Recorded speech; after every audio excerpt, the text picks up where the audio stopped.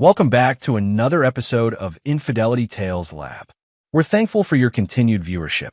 Before we begin, tell us, where in the world are you watching from? We love knowing our global reach. Now, let's dive into today's story. Chapter 1. Empire of Cards. Dominic Russo stared at the skyline from his office window. The city sprawled before him like a kingdom he'd built brick by brick. At 42, he transformed from a scrappy kid from South Boston into one of the most respected property developers on the East Coast. His reflection in the glass told the story. Tailored suit hiding the scars of his past. Cold blue eyes concealing calculations always running beneath the surface. The intercom buzzed. "Mr. Russo, your wife is on line 1. Dominic's jaw tightened. 6 years of marriage to Vanessa Montgomery Russo. And lately, every conversation felt like navigating a minefield. "Put her through," he said, his Boston accent barely perceptible after years of consciously suppressing it. "Dominic," her voice carried that familiar edge. "The Prescotts canceled dinner again. I told you involving your brother-in-law in the Harbor Point deal would complicate things." "The Prescotts will come around," Dominic replied, and involving Raymond was necessary. The Montgomery family name opened doors mine couldn't. "Just remember whose idea it was to bring you into the fold," Vanessa said. "Daddy wasn't convinced a Russo belonged at our table, let alone in our boardroom." The reminder stung more than Dominic would admit. Howard Montgomery had made it abundantly clear that the son of a janitor wasn't good enough for his daughter, despite Dominic's success. Only Dominic's brilliant property development strategy for the waterfront had changed the old man's mind. "I'll be late tonight," Vanessa continued. "Foundation meeting. Don't wait up." The call ended before he could respond. Dominic pulled up his calendar. The Montgomery Family Foundation had no meeting scheduled. It was the third meeting this month. His office door opened without a knock. Only one person had that privilege. "Your brother-in-law's here," said Anthony Kowalski, Dominic's head of security and oldest friend. Their history stretched back to St. Mary's Home for Boys, where they'd formed an unbreakable bond amid neglect and violence. Anthony's eyes conveyed what his words didn't. "Be careful." Raymond Montgomery strode in as if he owned the place, which technically he partly did. As Vanessa's younger brother and Dominic's business partner in Russo Montgomery Developments, Raymond had the Montgomery family's classic good looks.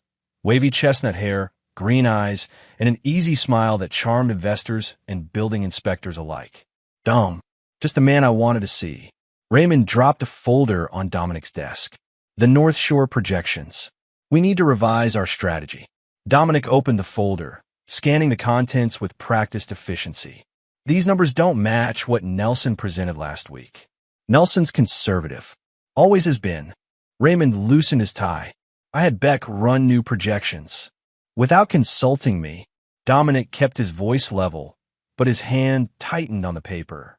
Beck was Raymond's recent hire, young, ambitious, and too eager to please the Montgomery side of the business. "Just exploring options, partner." Raymond's smile didn't reach his eyes. "Speaking of options, Vanessa mentioned you're having doubts about the Harbor Point expansion." Dominic hadn't shared those thoughts with Vanessa. The realization slid like ice down his spine. "We're overextended," Dominic said carefully. "Taking on Harbor Point Phase 2 now increases our exposure if the market shifts. That's why I brought in the Taiwanese investors." Raymond leaned forward. "They're ready to commit, but they want assurances we're all in." Hesitation sends the wrong message. "I don't recall approving Taiwanese investors." Raymond's smile tightened. "Board approved it last month while you were in Chicago." Another decision made without him. The pattern was becoming clear, but Dominic needed more evidence before making his move. "I'll review the materials," Dominic said. "We'll discuss tomorrow." After Raymond left, Dominic pulled out his phone and texted a number saved under tax consultant. "Need your expertise. Dinner at Marcel's, 8 p.m. The reply came immediately. "I'll bring my calculator." Marcel's was the kind of place where privacy came with the exorbitant prices. Dominic sat in a corner booth when Natalia Vega slid in across from him. At 35, Natalia had left her FBI cybercrime unit to start her own security firm. Now she was the person Boston's elite called when they needed information no one was supposed to find. You look terrible, she said, studying his face. Charming as always, Nat. What's the job, Dom? Your text sounded urgent. Dominic slid a USB drive across the table. Need you to monitor some communications. Discreetly. Whose? My wife's. And my brother-in-law's. Natalia raised an eyebrow, but took the drive. You think they're screwing you in business? Or, that's what I need to find out. Dom, are you sure? Just find what's there, Nat. If it's nothing, I'll sleep better. And if it's something, Dominic's eyes hardened. Then they'll wish it was nothing. 3 days later, Dominic found what he needed. Natalia hadn't found explicit messages between Vanessa and Raymond, but their patterns were suspicious. Deleted text chains, late-night calls, locations that matched when both claimed to be elsewhere. More concerning were Raymond's communications with the board and investors, systematically undermining Dominic's position. On his drive home, Dominic's phone buzzed with a text from Vanessa. Need to talk. Important. Home early. Their Beacon Hill home was lit up when Dominic arrived. Inside, he found Vanessa in the living room with Raymond. The tension in the air was palpable.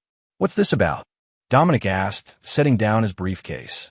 Your business plan for Harbor Point, Raymond said, waving a document Dominic recognized as his confidential contingency strategy.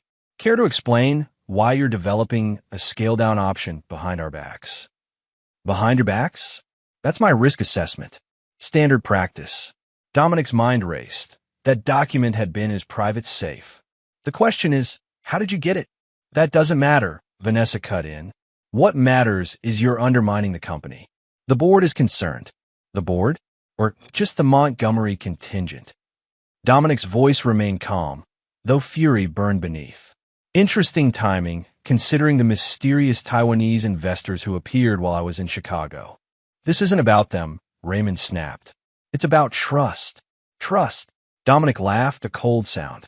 Let's talk about trust, Raymond. Let's talk about the meetings you've had with Vanessa that neither of you mentioned, or the board votes you've orchestrated without my knowledge. Vanessa paled slightly. You've been spying on us? Protecting my interests. Dominic turned to her. Including those foundation meetings that never appeared on any calendar. You don't understand, Vanessa began. I understand perfectly. Dominic cut her off. You two have been systematically trying to push me out. The question is why now? What's the urgency? Raymond's face darkened. You're a disgrace to this family name, he roared, grabbing Dominic's business plan and tearing it to shreds. You're out of the partnership, effective now. Vanessa stepped closer, her voice cold. And this house is mine. The lawyers are on their way. They gave me 15 minutes, Dominic said quietly. He climbed the stairs to his office, hearing their hushed, urgent conversation below. In his office, Dominic opened his safe, removed a small device, and activated it. Then he took only what he needed, a specific thumb drive, passport, and a burner phone. The rest could be replaced. As he stepped onto the porch, he heard it. Raymond and Vanessa's phones erupting with notifications. Dozens, then hundreds of frantic alerts, messages and calls flooding in simultaneously because his contingency plan had just gone into effect. He smiled for the first time that day. Chapter 2. Blood and Mortar. Dominic Russo learned about power at age 11 when 3 older boys cornered him behind St. Mary's Home for Boys. They took his shoes, donated Nikes, the first new things he'd ever owned. That night, he waited until they slept, took back his shoes, and cut the laces into pieces. You didn't get revenge, young Anthony Kowalski had observed. They'll just beat you worse. I didn't want revenge, Dominic had replied. I wanted them to know I'm not afraid. 29 years later, Dominic sat in Anthony's spare bedroom, that same principle guiding his actions. He wasn't afraid of the Montgomerys. He was preparing to destroy them. They're panicking, Anthony said, showing Dominic his laptop screen. Whatever you did, it worked. On the screen, financial news headlines scrolled. Russo Montgomery stock plummets. Harbor Point development in jeopardy. Montgomery family wealth takes hit amid investor concerns. I didn't touch our stock, Dominic said. I simply released information about Raymond's secret meetings with the Taiwanese investors to our American backers, and sent documentation of board irregularities to key shareholders. The timing was perfect, Anthony mused. Right before the Asian markets opened. Raymond's been siphoning resources to a shadow project for months. I found the trail, but couldn't determine the endgame. Now they've forced my hand. Anthony studied his oldest friend. This isn't just about business, is it? Dominic's expression darkened. Vanessa has been transferring funds to an offshore account. Small amounts, building over time. She was planning to leave you anyway, with a substantial portion of what I built. Dominic's voice hardened. What we built, and don't forget your stake in this. Anthony nodded. He'd been with Dominic from the beginning, from their days at St. Mary's to their first construction jobs, through night school and Dominic's meteoric rise. Anthony's security company now protected all Russo Montgomery properties, and his financial future was tied to Dominic's. What's our next move? Anthony asked. We need leverage. Dominic pulled out his burner phone. It's time to call in some family connections. Franco Russo hadn't spoken to his son in 15 years. Not since Dominic had walked away from the family business, a euphemism for the organized crime operation Franco ran from his auto shop in South Boston. When his secretary said Dominic Russo was on the line, Franco nearly dropped his cigar. Dominic, Franco said, his gravelly voice betraying emotion he'd never admit to. Must be the end of the world if you're calling me. I need information, Pop, Dominic replied without preamble, about Howard Montgomery's real estate dealings in the 90s. The Montgomery heir? Franco chuckled. Why am I not surprised you married into that family? Always reaching for what wasn't meant for boys like us. Can you help or not? Meet me at O'Malley's. Tonight, 10 p.m. Come alone. O'Malley's hadn't changed in 2 decades. Same sticky floors, same smell of stale beer and broken dreams. Franco Russo sat in the back booth, looking older but no less dangerous at 73. You look like your mother, Franco said as Dominic sat down. Let's skip the family reunion, Dominic replied. Montgomery. Franco pushed an envelope across the table. Howard Montgomery built his fortune on some questionable land deals. The kind where buildings mysteriously caught fire and properties suddenly became available. You saying he committed arson? I'm saying he knew people who knew people. Franco tapped the envelope, including one Bobby Finnegan, who did 10 years for a warehouse fire that killed 2 homeless men. Coincidentally, Montgomery bought that property a month later. Finnegan's still alive, living in a nursing home in Quincy. Has early-stage dementia, but some days he's sharp. Loves to talk about the old days. Dominic pocketed the envelope. Thanks. One more thing, Franco said as Dominic stood to leave. Your brother-in-law, Raymond Montgomery? He's been making some interesting friends lately. The kind that don't appear in business registries. Criminal connections? Franco shrugged. Let's just say some people I know have been asked to help with a special project at Harbor Point. Off-the-books construction, very specific requirements. Dominic's mind raced with possibilities. What kind of requirements? The kind that need reinforced walls, soundproofing, and discrete access points. Franco gave his son a knowing look. Not typical luxury condo features. As Dominic turned to leave, Franco called after him. Whatever you're planning, remember, you've got more Russo in you than you think. The words followed Dominic into the night, both warning and reassurance. The next morning, Dominic visited Shady Pines nursing home. Bobby Finnegan was having a lucid day, his roomy eyes lighting up at the mention of Howard Montgomery. That fancy bastard, Finnegan wheezed. Promised me a pension for life. Know what I got? Enough for 10 years inside, then this place. Tell me about the warehouse fire, Dominic prompted. Montgomery wanted that land bad. Said he'd pay triple my usual fee. Finnegan leaned closer. Didn't tell me people were living there. That wasn't the deal. You have proof of Montgomery's involvement? Finnegan cackled. Course I do. Insurance. He tapped his temple, hidden where no one would look. My daughter has it. Insurance for my insurance, you might say. It took another hour and a promise of improved care for Finnegan to reveal his daughter's name. Maggie Finnegan, now Maggie Walsh, a nurse at Boston General. Maggie Walsh was suspicious when Dominic approached her, but the mention of her father and adequate financial incentive loosened her tongue. Dad gave me a safety deposit box key years ago, she explained in the hospital cafeteria. Said if anything happened to him, I should use what's inside to make the Montgomerys pay. What's in it? Letters. recordings, payment records. Maggie's eyes hardened. Howard Montgomery left my father to rot while he built an empire on those deaths. I want to make a deal, Dominic said.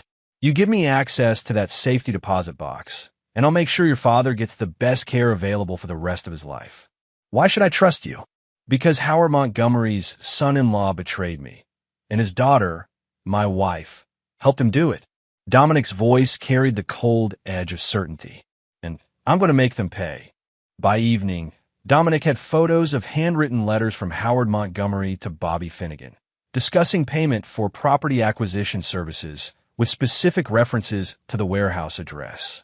Most damning was a recorded conversation preserved on an old microcassette, where Montgomery could be heard instructing Finnegan to make sure it looks accidental and timing is crucial for the insurance. As Dominic reviewed the evidence in Anthony's apartment, his burner phone rang. Natalia. You need to see this, she said without greeting. I've been monitoring Raymond's communications as requested. He's meeting someone tonight at the Harbor Point construction site. Someone named Zhao. The Taiwanese investor, Dominic murmured. That's not all. I found blueprints on Raymond's private server, modifications to the Harbor Point design that weren't in the official plans. Dominic, they're building some kind of secure facility within the development. The specifications match high-security holding areas. Send me everything you have. And Nat, I need surveillance on that meeting tonight. After ending the call, Dominic turned to Anthony. We need to move faster than planned. Raymond's up to something bigger than pushing me out. What are you thinking? I'm thinking it's time we turn the Montgomery family's methods against them. Dominic's expression was resolute, starting with a fire of our own. Chapter 3.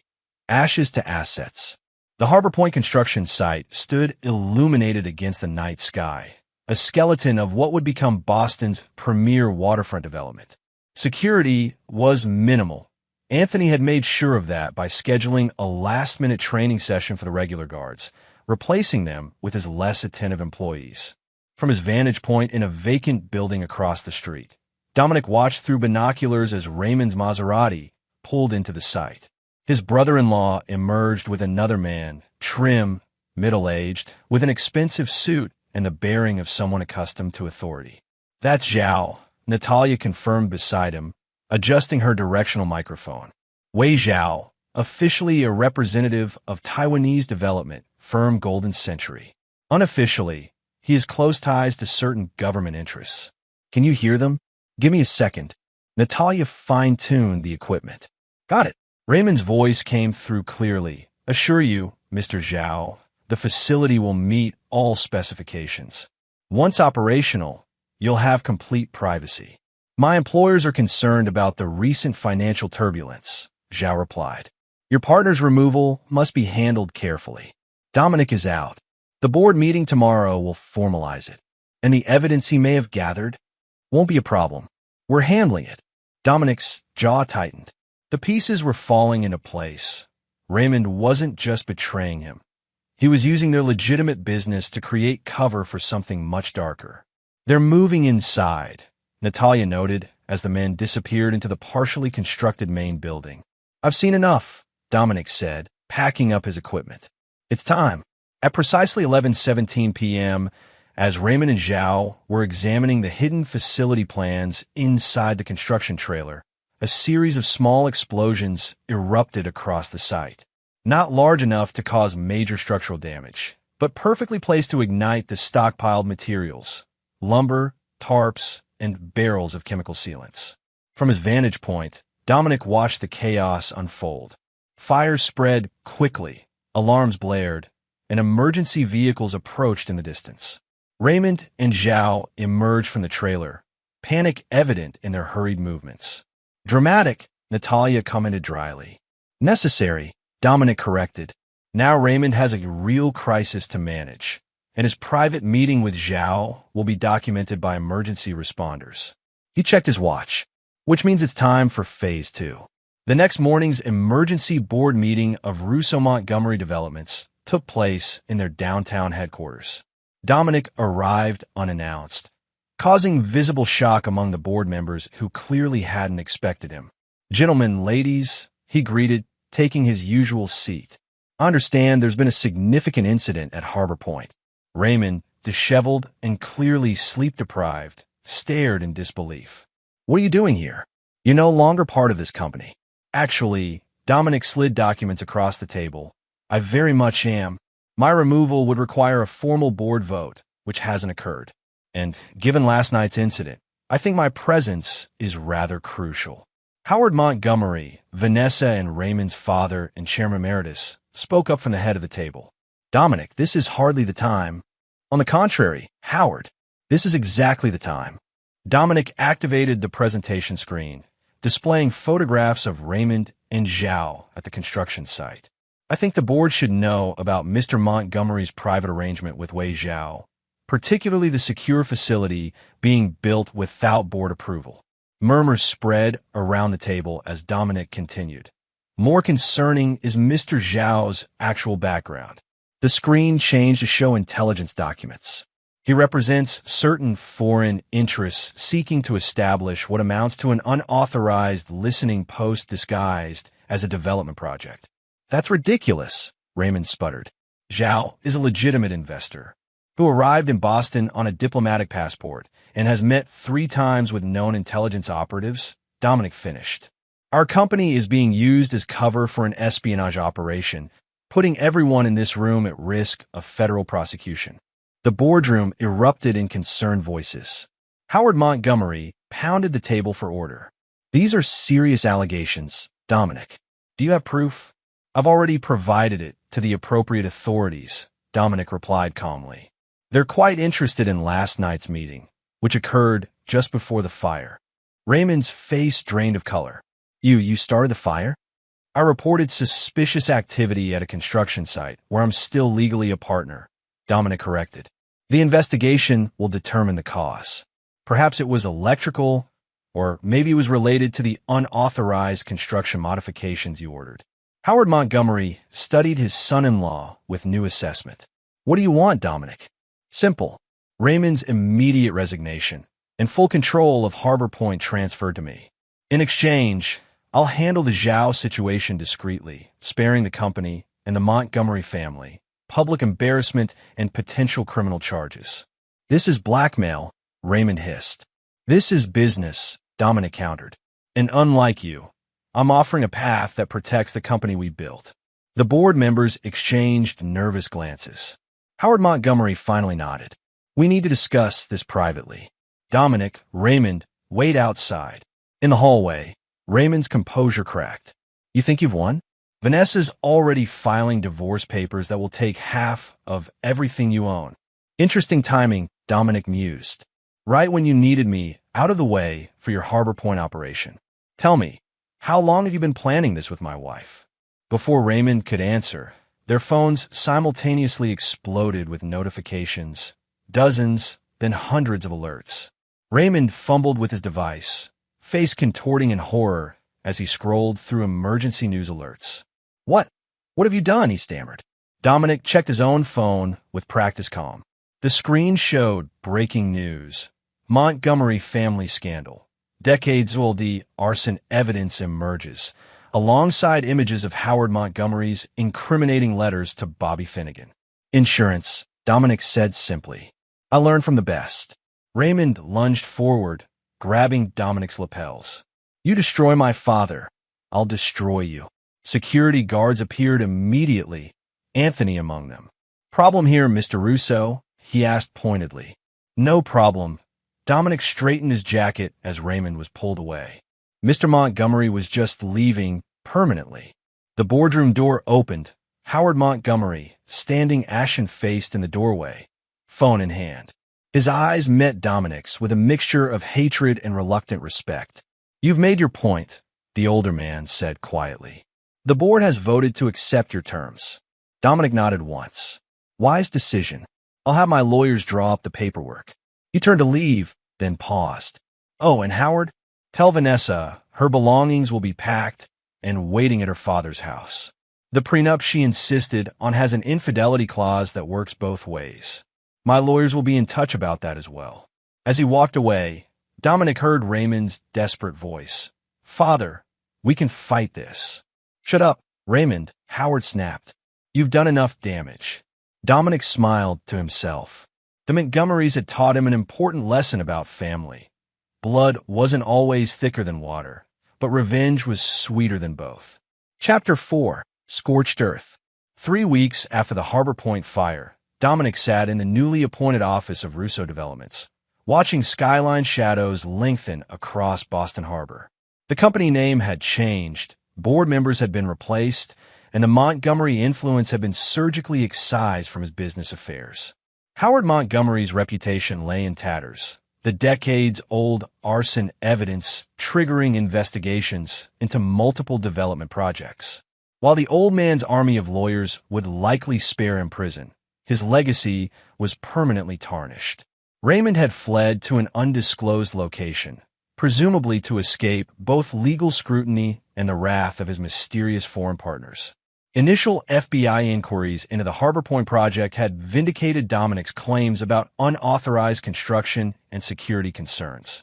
And Vanessa, she'd gone uncharacteristically quiet after her initial flurry of legal threats. Their divorce proceedings had begun, but her expected aggressive stance had softened to cautious negotiation. It felt like victory, yet Dominic knew better. This was merely the opening gambit. A knock at the door interrupted his thoughts. Natalia entered without waiting for permission, dropping a file on his desk. "You need to see this," she said. "Vanessa accessed a safe deposit box yesterday at First Maritime Bank. Not one we knew about." Dominic opened the file, finding surveillance photos of his soon-to-be ex-wife entering the bank, looking nervously over her shoulder. "What was in the box?" "Unknown," Natalia replied. But afterward, she met with this man. She pointed to another photo showing Vanessa in conversation with a middle-aged man in an expensive suit. Wesley Palmer, former prosecutor, now a high-priced defense attorney specializing in white-collar crime. "She's preparing countermeasures," Dominic mused. "The question is, what leverage does she think she has?" "There's more," Natalia continued. "Raymond surfaced briefly in New York 2 days ago. He met with this woman." Another photo showed Raymond with an elegant Asian woman outside a Manhattan restaurant. Lin Mei-ling, Taiwanese diplomatic corps, officially. Unofficially. Connected to Zhao, Dominic finished. "They're regrouping. Should I dig deeper on Mei-ling?" "Yes, but carefully. This has escalated beyond family betrayal." Dominic steepled his fingers. "They hit me first, but they don't understand what they've started."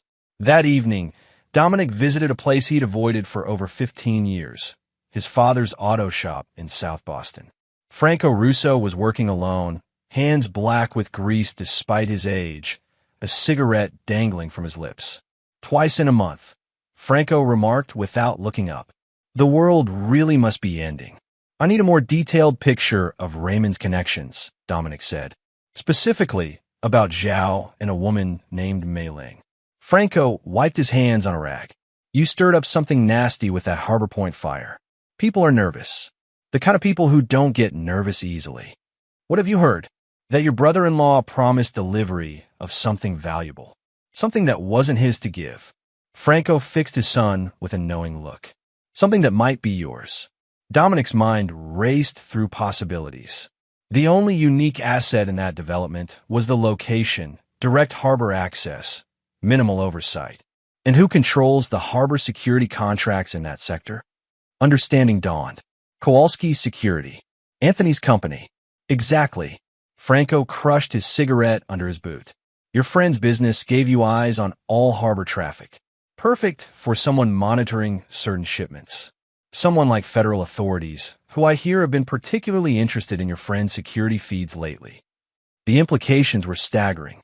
For years, Dominic had allowed Anthony to use their property's strategic locations to assist occasional federal investigations, an arrangement that kept both businesses clean and provided useful connections. Raymond must have discovered this partnership and offered to neutralize it. "Raymond was selling access," Dominic said slowly, "promising to remove me and gain control of the security infrastructure. And now his foreign friends are unhappy about their investment," Franco confirmed. "Unhappy enough to start looking for alternatives, including your ex-wife, who's been making some interesting calls to former associates of mine." Vanessa is connecting with criminals? She's exploring options, Franco corrected. People who specialize in permanent solutions to complicated problems. Dominic absorbed this with cold calculation. Thanks for the warning. It's not a warning, it's a suggestion. Franco's eyes, so similar to Dominic's own, hardened. Finish this before it finishes you. The following morning, Dominic received an unexpected visitor at his penthouse apartment. Detective Lisa Martinez from Boston PD's Financial Crimes Unit. Mr. Russo, she began after declining coffee, I'm investigating some irregularities surrounding Russo Montgomery developments, specifically regarding the Harbor Point project. Former Russo Montgomery, Dominic corrected smoothly. Now simply Russo Developments. And all my financial records are available to the proper authorities with appropriate warrants. Actually, I'm here about your ex-partner, Raymond Montgomery. He's made some serious allegations about financial manipulation and evidence tampering. Dominic's expression revealed nothing. Raymond is facing his own legal problems. Deflection is a common tactic. Perhaps. Martinez studied him carefully. But his sister, your wife, has provided some concerning documentation. Bank transfers, deleted communications supposedly recovered, meetings with known criminal elements. Detective, my divorce proceedings are ongoing. Vanessa has financial motivation to paint me in a negative light. That's what I figured, Martinez nodded. Which is why I wanted to hear your side before proceeding further. Something in her tone caught Dominic's attention. She wasn't hostile. If anything, she seemed to be offering an opening. Detective, off the record, what's really going on here? Martinez glanced at her partner, who stepped outside the apartment. Officially, I'm investigating potential financial crimes. Unofficially, there are some inconsistencies in the Montgomery sibling stories that concern me. Such as Raymond claiming to be blindsided by your accusations, when his calendar shows meetings with Wei Zhao dating back 6 months. Or Vanessa claiming financial ignorance while maintaining offshore accounts you apparently knew nothing about. Dominic considered his options carefully. Why tell me this? Because I investigated Howard Montgomery years ago when I was a rookie, the warehouse fire case. I knew Bobby Finnegan was covering for someone, but couldn't prove it. Martinez's eyes flashed with old determination. I don't like unfinished business. What do you need from me? Transparency, and a better understanding of what Raymond was really doing at Harbor Point. Dominic made his decision. I think it's time you met a friend of mine. Anthony Kowalski has some security footage you might find interesting. By nightfall, the chess pieces had moved significantly. Detective Martinez received access to Anthony's harbor security feeds, revealing numerous unauthorized meetings between Raymond, Zhao, and various unidentified figures of the Harbor Point site.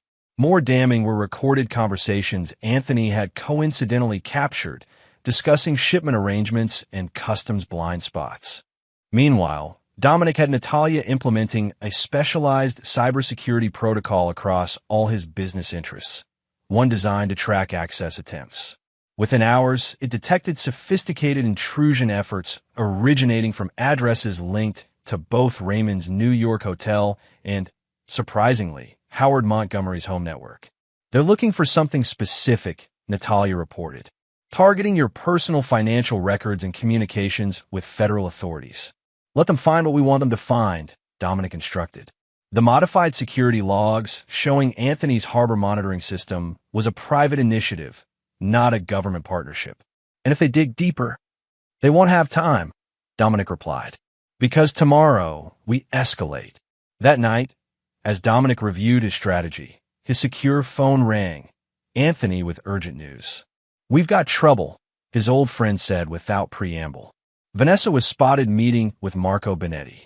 Dominic froze. Benetti was a name from his father's world, a professional who solved permanent problems for significant sums. When, 20 minutes ago, one of Franco's guys recognized her. Dom, she paid him. A lot from the looks of it. Understood. Implement Protocol Black. No one in or out of any property without triple verification. After ending the call, Dominic opened his safe and removed the gun he'd hoped never to use again, a reminder of the life he'd left behind. The weight of it felt familiar in his hand, despite the years. His phone chimed with a text from an unknown number, Harbor Warehouse. Midnight. Come alone if you want to end this cleanly. Dominic smiled grimly. They were making their move, which meant it was time for his counterattack. He texted Anthony, accelerate the timetable. Executed, Dawn. The real war was about to begin. Chapter 5, Blood Ties. The Harbor Warehouse loomed dark and silent, a relic from Boston's industrial past, now scheduled for demolition as part of Dominic's redevelopment plan. Its cavernous interior created ghostly echoes as he moved cautiously through the shadows, gun held low at his side. He wasn't alone, of course. Despite the message's instruction, Dominic had positioned Anthony and two trusted men at strategic points outside. Detective Martinez, now convinced of the Montgomery's criminal connections, had agreed to stay on standby with a tactical team, needing only Dominic's signal to move in. I know you're not alone, called a familiar voice, echoing through the empty space. You never did follow directions well. Vanessa stepped into the dim light, filtering through broken windows. She wore black, her normally perfect hair pulled back severely, making her look harder than Dominic remembered. Bringing an assassin to a meeting seems hypocritical, Dominic replied, scanning the darkness. Where's Benetti? Insurance, nothing more. He's not here. Vanessa moved closer, stopping 15 feet away. This doesn't have to end badly, Dominic. It already has. You chose your side, and you chose yours long ago.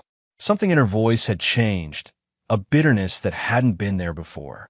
The mighty Dominic Russo, so focused on building his empire, he never noticed what was happening in his own home. Enlighten me. Did you ever wonder why my father finally accepted you? Why the great Howard Montgomery allowed his daughter to marry a janitor's son? Her laugh was brittle. Because you were useful. Your development strategy for the waterfront solved a problem that had been plaguing him for years. How to build legitimate businesses on properties with questionable acquisitions. I knew your father had skeletons, Dominic said evenly. Just like I knew you married me partly for my business acumen. Old news, Vanessa. Not quite. Vanessa's expression tightened. What you don't know is that Raymond and I had our own arrangement from the beginning. The Montgomery siblings protecting family interests against the outsider. By sleeping with your brother's contractors behind my back? Interesting protection strategy. Vanessa's composure slipped momentarily. You knew. I suspected. Natalia confirmed it last week. Phone records, hotel charges, the usual trail. Amateur work, really. That bitch, Vanessa hissed. Raymond said she could be bought. Raymond overestimated his persuasiveness. Dominic kept his voice controlled. What I don't understand is why now. Why push me out at this particular moment? Because Harbor Point was the final piece, came a new voice from the shadows. Raymond stepped forward, looking haggard but determined. With Harbor Point operational, we could finally step out from under our father's shadow, build our own empire without his constant oversight. Using foreign money and connections, Dominic noted, creating what amounts to an intelligence outpost disguised as luxury condos. Did Howard know? Father has become risk-averse in his old age, Raymond replied. Sometimes progress requires bold action. Bold action? You committed treason for profit. We created opportunity. Raymond's controlled facade cracked.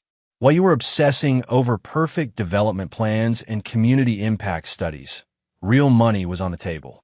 Zhao and his associates needed a foothold, and we needed capital free from oversight.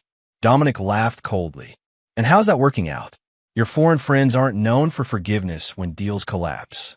Which is why we're here, Vanessa interjected, to offer a way forward. For all of us. I'm listening. You transfer controlling interest in Harbor Point back to us, with guarantees of no further interference. In exchange, we ensure your other business interests remain untouched and certain evidence against you disappears. What evidence? Vanessa removed a flash drive from her pocket. Recordings of you discussing harbor security arrangements with federal authorities. Proof you've been acting as an informant. The kind of evidence that would make you a target for multiple interested parties. Interesting proposal, Dominic said, appearing to consider it. Just one problem. You're negotiating from a position of weakness. Raymond scoffed. You're outnumbered and cornered. Am I? Dominic smiled thinly. Anthony lights. Suddenly, the warehouse blazed with light as hidden industrial lamps activated. Raymond and Vanessa squinted against the brightness, momentarily disoriented, long enough for them to register the red laser dots that appeared on their chests. Detective Martinez and her tactical team have had an interesting evening listening to this conversation, Dominic informed them, particularly the parts about foreign intelligence operations and treason. Vanessa's face drained of color. You're bluffing. Martinez, your thoughts? Dominic called out. The detective's voice came through a loudspeaker. Mr. Montgomery, Mrs. Russo, please place your hands behind your heads. You're under arrest for conspiracy to commit espionage, among other charges we'll discuss at the station. As tactical officers swarmed in, Dominic watched dispassionately while his wife and brother-in-law were handcuffed. Raymond struggled briefly before being subdued, while Vanessa maintained her composure, eyes locked on Dominic with pure hatred. This isn't over, she promised as they led her away. Actually, it is, Dominic replied, but not in the way you think. Dawn broke over Boston Harbor as Dominic watched the coordinated raids from Anthony's Security Command Center. Federal agents simultaneously descended on Howard Montgomery's mansion, Raymond's Manhattan hotel room, and 3 separate locations associated with Wei Zhao and his associates. Martinez kept her word, Anthony observed. Full tactical response. She's been waiting years to bring down Howard Montgomery, Dominic replied. We just provided the opportunity. On multiple screens, they watched the operations unfold. Howard Montgomery being escorted from his home in handcuffs. Raymond, already in custody, being transferred to federal agents. Zhao's associate Mei Ling detained at Logan Airport attempting to board a flight to Taipei. One screen showed Vanessa in an interrogation room, her lawyer Wesley Palmer beside her, both looking increasingly concerned as Martinez presented evidence. What happens now? Anthony asked. Now we rebuild, Dominic said. Harbor Point continues under our complete control, properly designed and built. The federal authorities get their espionage case. Martinez gets her revenge on Howard Montgomery, and we get our company back, stronger and uncompromised. And the Montgomerys? Dominic's expression hardened. They gambled and lost. Howard will likely negotiate a deal to avoid prison at his age, but his reputation and fortune are destroyed. Raymond faces serious federal charges with evidence too substantial to overcome. And Vanessa, he paused, a flicker of emotion crossing his face before disappearing. Vanessa made her choice.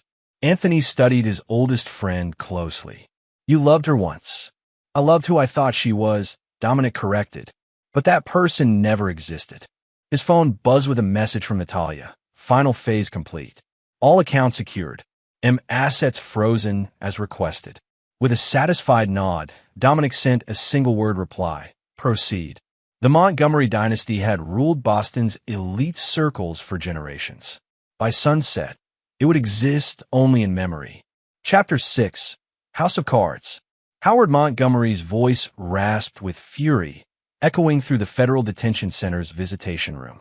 You betrayed your family. Across the table, Vanessa maintained her composure despite 3 days in custody. I did what was necessary to salvage what we could. By turning state's evidence against your own brother? Howard's hand trembled as he pointed an accusatory finger.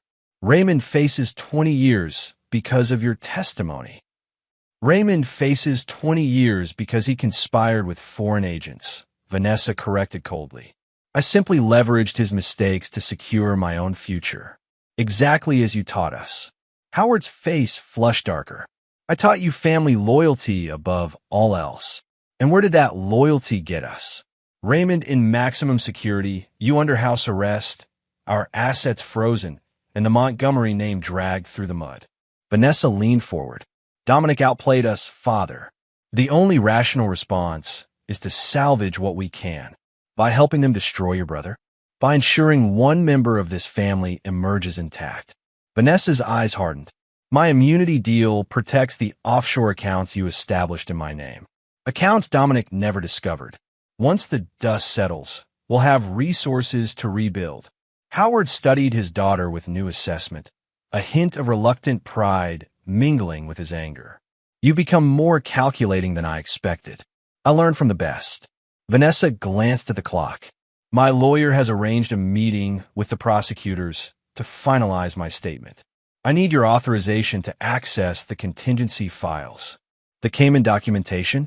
Those are for true emergencies. What do you call this?" Vanessa gestured to their surroundings. "With those papers, I can secure at least $30 million beyond the government's reach. Without them, we lose everything." After a long moment, Howard nodded resignedly. "The authorization code is in the family Bible, Book of Revelations, naturally, the numbers corresponding to the marked verses." "Thank you, Father." Vanessa stood to leave. "I'll make sure your sacrifice means something." As she left, Howard called after her. "What about Dominic? What does your deal mean for him?" Vanessa paused at the door, her expression unreadable. "Dominic believes he's won. Let him enjoy it while he can." Across town, Dominic sat in the offices of Baldwin & Chun, one of Boston's most prestigious law firms. Eleanor Chun, managing partner and longtime legal advisor to Russo Developments, reviewed the documents before her with practiced efficiency. "The government seizure of Montgomery assets works in our favor," she noted. "With Howard's properties frozen pending investigation, your claim on the Harbor Point project stands unchallenged." "And the divorce proceedings?" Dominic asked. Given Vanessa's current legal situation and the evidence of infidelity, the prenuptial agreement will be enforced in full. She'll receive the minimum statutory amount, nothing more. Eleanor removed her glasses. "Though I understand she's negotiating an immunity deal. Let her. Everything she knows is already in the open." Eleanor studied her client carefully. "Dominic, while I admire your strategic brilliance, I feel obligated to ask, are you certain you want to proceed with the final phase? The Montgomerys are effectively destroyed. Some might consider this excessive." "The Montgomerys try to take everything from me," Dominic replied evenly. "Not just my business, but my reputation, my freedom, possibly even my life. They made this personal. I'm simply returning the favor." "Understood." Eleanor replaced her glasses. "The trust documents are prepared as requested. Once executed, the charitable foundation will control the majority of former Montgomery properties, with you as the controlling trustee. Legally unassailable, though certain to be challenged. Let them challenge. Every court case will simply air more Montgomery dirty laundry." Dominic signed the documents with a firm hand. "When does this become public?" "The press release goes out tomorrow. I imagine Howard Montgomery will suffer another health episode when he discovers his family legacy will fund inner-city housing developments and scholarships for underprivileged youth." A small smile played at Eleanor's lips. "Particularly when the foundation is named after your mother." Dominic allowed himself a moment of satisfaction. Maria Russo had cleaned Howard Montgomery's offices for 20 years, enduring his condescension and occasional harassment without complaint to support her son. The irony of her name adorning his buildings would not be lost on anyone who knew their history. "Perfect," Dominic said. "In the other matter?" Eleanor passed him a sealed envelope. "The investigation into Marco Benetti has been quietly expanded to include his recent contacts. Vanessa's name is prominently featured." "Excellent." Dominic stood to leave. "I believe we're finished here." As he reached the door, Eleanor asked, "What about Raymond?" His federal case seems straightforward, but these matters have a way of evolving. "Raymond made his choice," Dominic replied without turning. "Now he lives with the consequences." That evening, Detective Martinez requested a meeting at a quiet bar near the waterfront. She arrived in civilian clothes, looking tired but satisfied. "The federal prosecutor is building quite a case," she said after ordering a scotch. "Raymond Montgomery's been singing like a canary since they showed him the evidence." "Anything surprising?" Dominic asked, nursing his own drink. "He claims Vanessa was the mastermind. Says she arranged the initial contact with Zhao through an old Harvard classmate." Martinez studied Dominic's reaction. "That fit your perception of your ex-wife?" "Vanessa always was more calculating than people gave her credit for, Dominic acknowledged. Raymond had the connections, but she had the vision. That explains her immunity deal. Martinez sipped her scotch. Limited immunity in exchange for testimony against her brother and father. Pretty cold, throwing family under the bus. The Montgomery way, Dominic said dryly. Though I'm surprised the prosecutors agreed, given her involvement. They might reconsider when they see this. Martinez slid a folder across the table. Found during the search of her personal effects. Detailed instructions for Benetti, including your daily routines, security weaknesses, and preferred payment methods for permanent removal. Dominic reviewed the documents with outward calm, though cold fury built inside him. The plans were meticulous, including contingencies for making his death appear accidental or suicide, depending on circumstances. This would void any immunity deal, he noted. Already has. The arrest warrant was issued an hour ago. Martinez reclaimed the folder. Thought you should know. I appreciate that. Dominic finished his drink. What happens now? Now Vanessa Montgomery joins her family in disgrace. Martinez stood to leave. Though between us, I'm curious what you planned for her before this evidence emerged. I know you well enough to recognize you had something in motion. Dominic smiled thinly. Nothing she didn't earn. After Martinez departed, Dominic remained at the bar, contemplating how quickly fortunes could change. 3 months ago, he'd been at the pinnacle of success with a thriving business and what he'd thought was a strategic marriage. Now he sat alone, having systematically destroyed those who betrayed him. His phone buzzed with a text from Anthony. V taken into custody at lawyer's office. Scene described as dramatic. Another message followed from Natalia. All systems purged as requested. No digital footprint remains. Dominic ordered another drink. The end game was approaching, but one piece remained in play, the most dangerous one. Marco Benetti was a survivor. 30 years in his profession had taught him to recognize when a situation had deteriorated beyond salvation. The Montgomery operation had clearly reached that point. He methodically packed his sparse apartment, preparing to disappear as he'd done many times before. New identity documents, offshore accounts, transportation arrangements, all standard procedure when clients became liabilities. The soft click of his front door latch freezing his movements. Benetti reached for the gun concealed under his packing materials, turning smoothly to face the intruder. I wouldn't, said Dominic Russo calmly from the doorway, his own weapon already aimed. Professional courtesy suggests we talk first. Russo, Benetti's weathered face betrayed no emotion. I wondered if you'd come personally. Some matters require a personal touch, like discovering your wife hired a hitman. Dominic gestured for Benetti to sit. You have a reputation for completing contracts, and for client confidentiality, Benetti responded. A principle I maintain even in compromise situations. Admirable. Unnecessary in this case, as the authorities already have Vanessa's detailed instructions for my elimination. Dominic remained standing, gun steady. What interests me is whether you intended to fulfill that contract despite recent developments. Benetti considered his response carefully. I provide services based on professional assessment. The current circumstances made the contract inadvisable to pursue. Smart decision. Dominic placed a thick envelope on the table. This contains enough to facilitate your disappearance.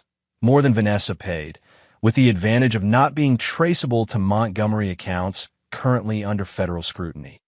Benetti made no move toward the envelope. Why would you pay me not to kill you when I've already decided against it? I'm not paying you to spare me, Dominic clarified. I'm paying you for information. Specifically, what else Vanessa asked you to arrange besides my death? Understanding dawned in Benetti's eyes. The woman is thorough. I'll give her that. Your elimination was only part of her contingency plan. Tell me the rest. She planned to reconstruct the Montgomery empire from offshore assets unknown to authorities. Had detailed knowledge of accounts even her father thought were secret. Benetti allowed himself a small smile. She also had insurance against betrayal by her brother or father. Evidence implicating them in activities beyond what the authorities currently know. Where is this evidence? Multiple locations. One said in a safe deposit box, another with her lawyer. The most damaging.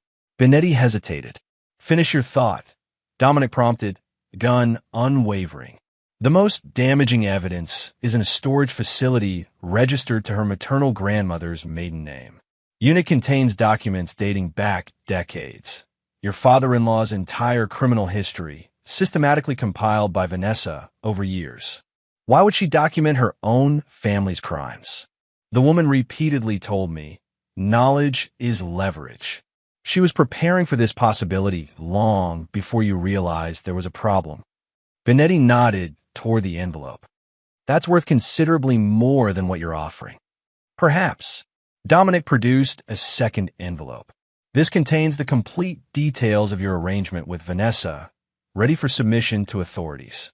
Your choice. Take my payment and disappear permanently, or test whether your professional reputation will protect you from federal prosecution for conspiracy to commit murder. Benetti's expression remained impassive, but his eyes conveyed his decision before he spoke. The storage facility is in Framingham, under the name Margaret Whitaker. Unit 227. Electronic key in Vanessa's personal effects, likely confiscated during her arrest. Dominic placed both envelopes on the table. Our business is concluded. I suggest European destinations over South American ones, given your particular skill set. As Dominic turned to leave, Benetti called after him. She underestimated you. Fatally. Everyone does, Dominic replied without looking back. It's my only reliable advantage. Chapter 7. Phoenix Principle. Rain lashed against the windows of Dominic's penthouse as he reviewed the contents of Vanessa's secret storage unit. Detective Martinez had obtained a warrant based on Benetti's information, uncovering a meticulous archive of Montgomery family secrets spanning 3 generations. She's been collecting evidence since college, Martinez marveled, spreading photos across Dominic's dining table. Bank records, correspondence, photographs, recorded conversations. It's a prosecutor's dream and the Montgomery family's worst nightmare. Vanessa always took extraordinary notes, Dominic remarked, examining a ledger detailing Howard Montgomery's property acquisitions through the 1990s. I admired her attention to detail. Never imagined she was documenting her own family's criminal activities. The question is why, Martinez said. Why document crimes you're connected to? Leverage, Dominic replied without hesitation. Vanessa was building her insurance policy against betrayal. In the Montgomery family, loyalty lasted only until it became inconvenient. Martinez gathered the materials. The federal prosecutor is reviewing everything now. This significantly strengthens the cases against Howard and Raymond. As for Vanessa, she shook her head. Her immunity deal is completely voided. The conspiracy to commit murder charges alone carry up to 20 years. After Martinez departed with the evidence, Dominic poured himself a scotch and contemplated the rain-blurred city lights. The systematic destruction of the Montgomerys was nearly complete. Howard under house arrest awaiting trial. Raymond facing decades in federal prison. Vanessa's calculated betrayal of both men backfiring spectacularly. Yet victory felt hollow. The company he'd built was intact, even stronger after removing the Montgomery influence, but the personal cost had been substantial. Trust, once broken, couldn't be repaired. His phone rang. Anthony, calling from the Harbor Point construction site. We found something you need to see, his friend said without preamble. In the sub-basement level of the main structure. Hidden room, recently sealed. Related to Zhao's operation? Maybe, but there's more. Documents, Dom. Plans dating back years, with your name specifically mentioned. This wasn't a recent operation. They've been planning this for a long time. Secure the area. I'm on my way. The rain had intensified to a near-biblical downpour by the time Dominic reached Harbor Point. Water cascaded down the partially constructed buildings, turning the site into a maze of reflective surfaces and treacherous footing. Anthony met him at the construction trailer, soaked despite his raincoat. This way, we've kept everything untouched. They descended into the bowels of the main building, using temporary stairs that shuddered under their weight. The hidden room had been concealed behind prefabricated concrete panels, discoverable only during the detailed inspection Dominic had ordered after reclaiming the project. Inside, battery-powered lights revealed a space roughly 15 feet square, its walls covered with documents, photographs, and maps. At the center stood a table containing architectural plans for Harbor Point, but with significant modifications from the approved design. "It's like a command center," Anthony observed, "or a war room." Dominic studied the wall nearest the door, where a timeline had been meticulously constructed. It began 5 years earlier, notably 2 years before he'd married Vanessa, and culminated with project completion scheduled for next month. "This wasn't opportunistic," Dominic murmured. "This was the plan from the beginning. Look at this." Anthony pointed to a collection of surveillance photos, Dominic meeting with federal officials, entering government buildings, shaking hands with law enforcement personnel. Each was labeled with dates and locations. They knew about my cooperation with the authorities, Dominic realized. They were documenting it as leverage. "There's more." Anthony indicated another section where blueprints of Dominic's properties were displayed, including his home, office, and even his father's auto shop. Each featured markings indicating security systems, daily routines, and potential vulnerabilities. "They weren't just planning to remove me from the business," Dominic said, cold realization washing over him. "They were planning to eliminate me completely if necessary." Further investigation revealed folders containing detailed profiles of everyone in Dominic's inner circle. Anthony, Natalia, Eleanor Chun, even Detective Martinez. Each profile included weaknesses to exploit, pressure points to leverage. But the most disturbing discovery came in a sealed envelope hidden inside a hollowed-out construction manual. Inside, Dominic found photographs of himself as a child, his mother, and his father, surveillance images dating back decades, long before he'd met the Montgomerys. "What the hell?" Anthony whispered, looking over Dominic's shoulder. At the bottom of the envelope lay a single document, a birth certificate, Dominic's birth certificate, but with information that contradicted everything he knew.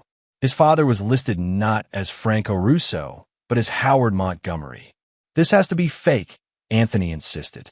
"A ploy to destabilize you." Dominic stared at the document, memories rearranging themselves like puzzle pieces, finding new configurations. His mother's mysterious benefactor, who had paid for his education. Howard Montgomery's unexpected approval of his marriage to Vanessa, despite his background. The old man's peculiar interest in his development strategies. "We need to verify this," Dominic said finally, carefully returning the document to its envelope. Discreetly, as they prepared to leave, a low rumbling sound penetrated the concrete around them. The building shuddered, dust raining from the ceiling. "What was that?" Anthony asked, tensing. Before Dominic could respond, a series of explosions rocked the structure. The temporary lighting flickered and died, plunging them into darkness broken only by emergency exit signs. "The supports!" Dominic shouted over the growing roar. "The building's coming down." They scrambled toward the exit, dodging falling debris as the structure groaned around them.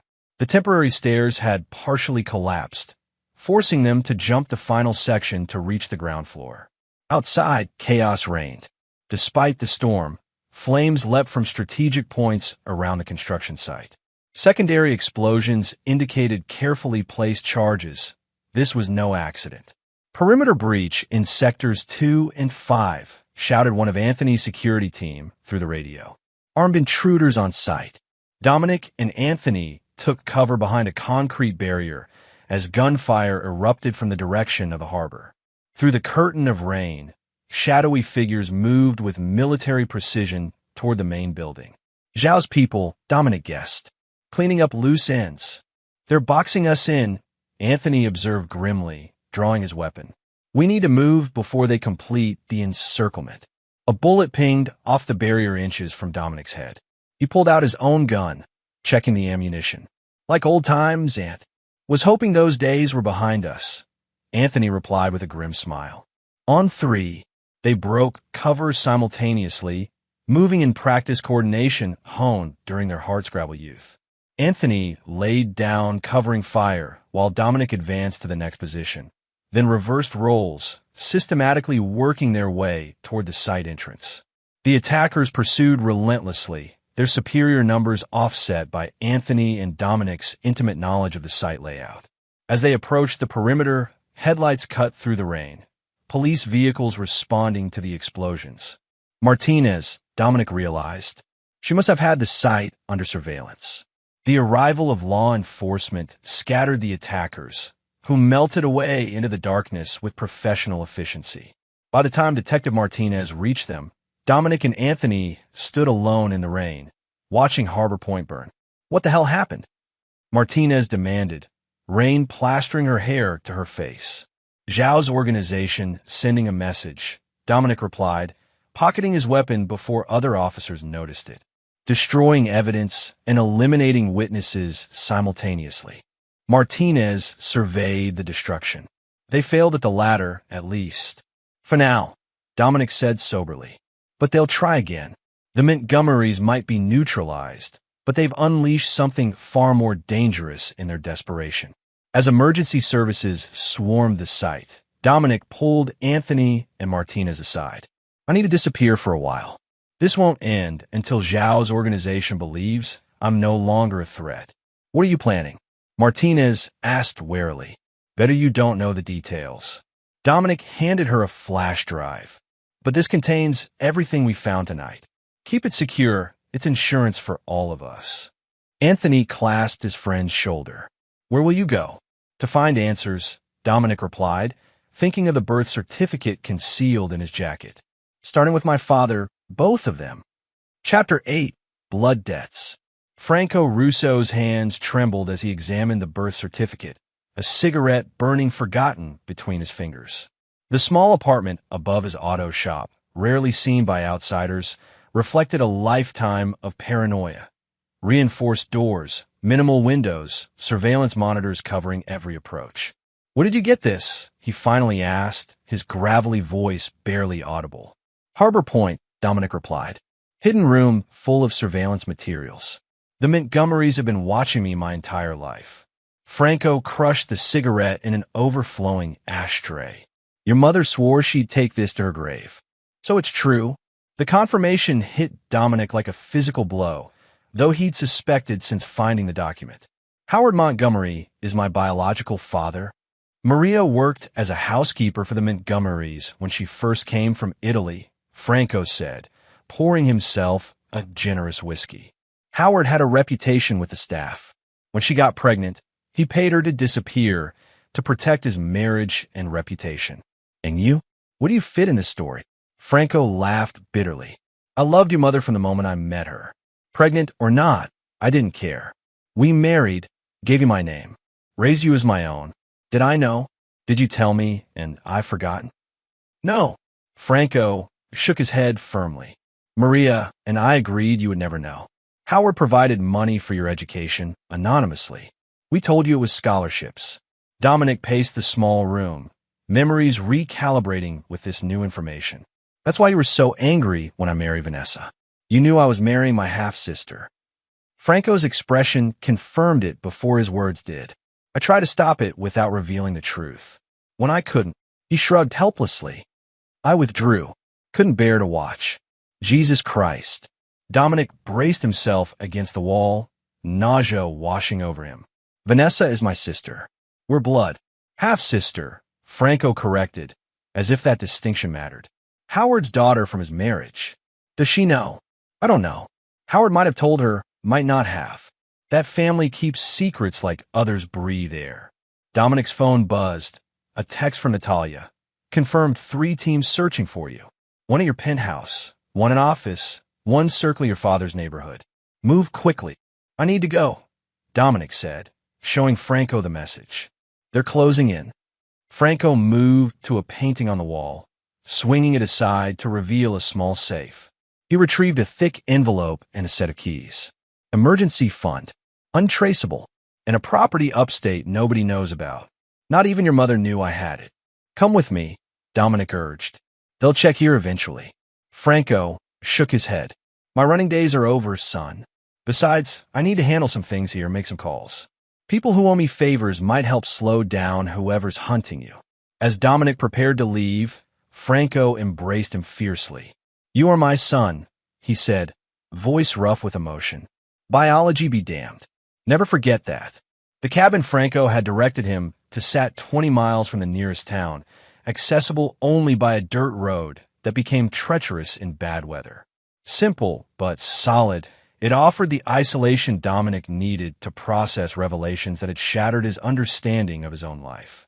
He'd been there 3 days when Natalia arrived, having taken elaborate precautions to ensure she wasn't followed. Your father's been arrested, she said without preamble, dropping her bag by the door. Federal agents took him in for questioning about his connections to the Zheng crime family. The Zheng family? What the hell does my father have to do with Chinese organized crime? Nothing directly, Natalia explained. But Zhao isn't just a businessman or government agent. He's connected to the Zheng family through marriage. When the Harbor Point deal collapsed, he apparently reached out to those connections for assistance. And they connected Zhao to my father, based on his past. More than that, they found detailed dossiers on you and Franco in Raymond Montgomery's possession. He'd been feeding information to Zhao for months, including your father's history and potential leverage points. Dominic absorbed this with cold fury. How long will they hold him? Hard to say, but there's more. Natalia hesitated. Howard Montgomery suffered a major stroke yesterday. He's in intensive care, not expected to recover. The news should have brought satisfaction, yet Dominic felt only a hollow emptiness. The man was his biological father, the architect of decades of manipulation, yet still a stranger. And Vanessa? Still in custody, but pushing hard for a deal. She's offering information on Zhao's organization in exchange for leniency. Natalia studied him carefully. There are rumors she's claiming coercion, saying Raymond forced her participation through threats and manipulation. And people believe that. Some do. She's very convincing. Natalia's expression softened slightly. Dom, there's something else you should know. Medical records were among the files we recovered from Harbor Point, including genetic profiles of the Montgomery family. Let me guess. Confirmation that Howard is my biological father? Yes, but also... Natalia hesitated. Vanessa isn't Howard's biological daughter. She was born during a period when her mother had separated from Howard. Different father entirely. The revelation struck Dominic like a thunderbolt. We're not related by blood.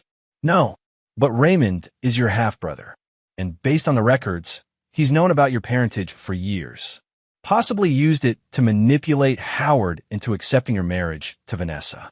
Dominic laughed, a harsh, bitter sound. So I've been destroying my own family. They betrayed you first, Natalia reminded him. And they knew the truth while you didn't. Before Dominic could respond, his secure phone rang. Anthony, using their emergency protocol. They've taken Eleanor Chun, Anthony reported tersely. 3 men, professional extraction team. Her secretary was injured trying to intervene. Zhao's people, most likely. They left a message for you. Anthony's voice tightened. They want the evidence from Harbor Point in exchange for her safe return. All copies, plus your personal testimony that Zhao wasn't involved. When and where? Tomorrow night. Old fish processing plant at the South Harbor. They specified you come alone. After ending the call, Dominic turned to Natalia. I need to return to Boston. It's a trap, she said flatly. Of course it is. But Eleanor is involved because of me. I won't abandon her. What's your plan? Dominic moved to the cabin's small table where he'd spread maps and documents. First, we free my father. Then we end this, permanently. Detective Martinez looked exhausted when she met Dominic at an abandoned warehouse near the city limits. Her normal professional polish had given way to rumpled clothing and shadows under her eyes. This meeting never happened, she said by way of greeting. I'm risking my badge, even being here. I appreciate it, Dominic replied. What can you tell me about my father's situation?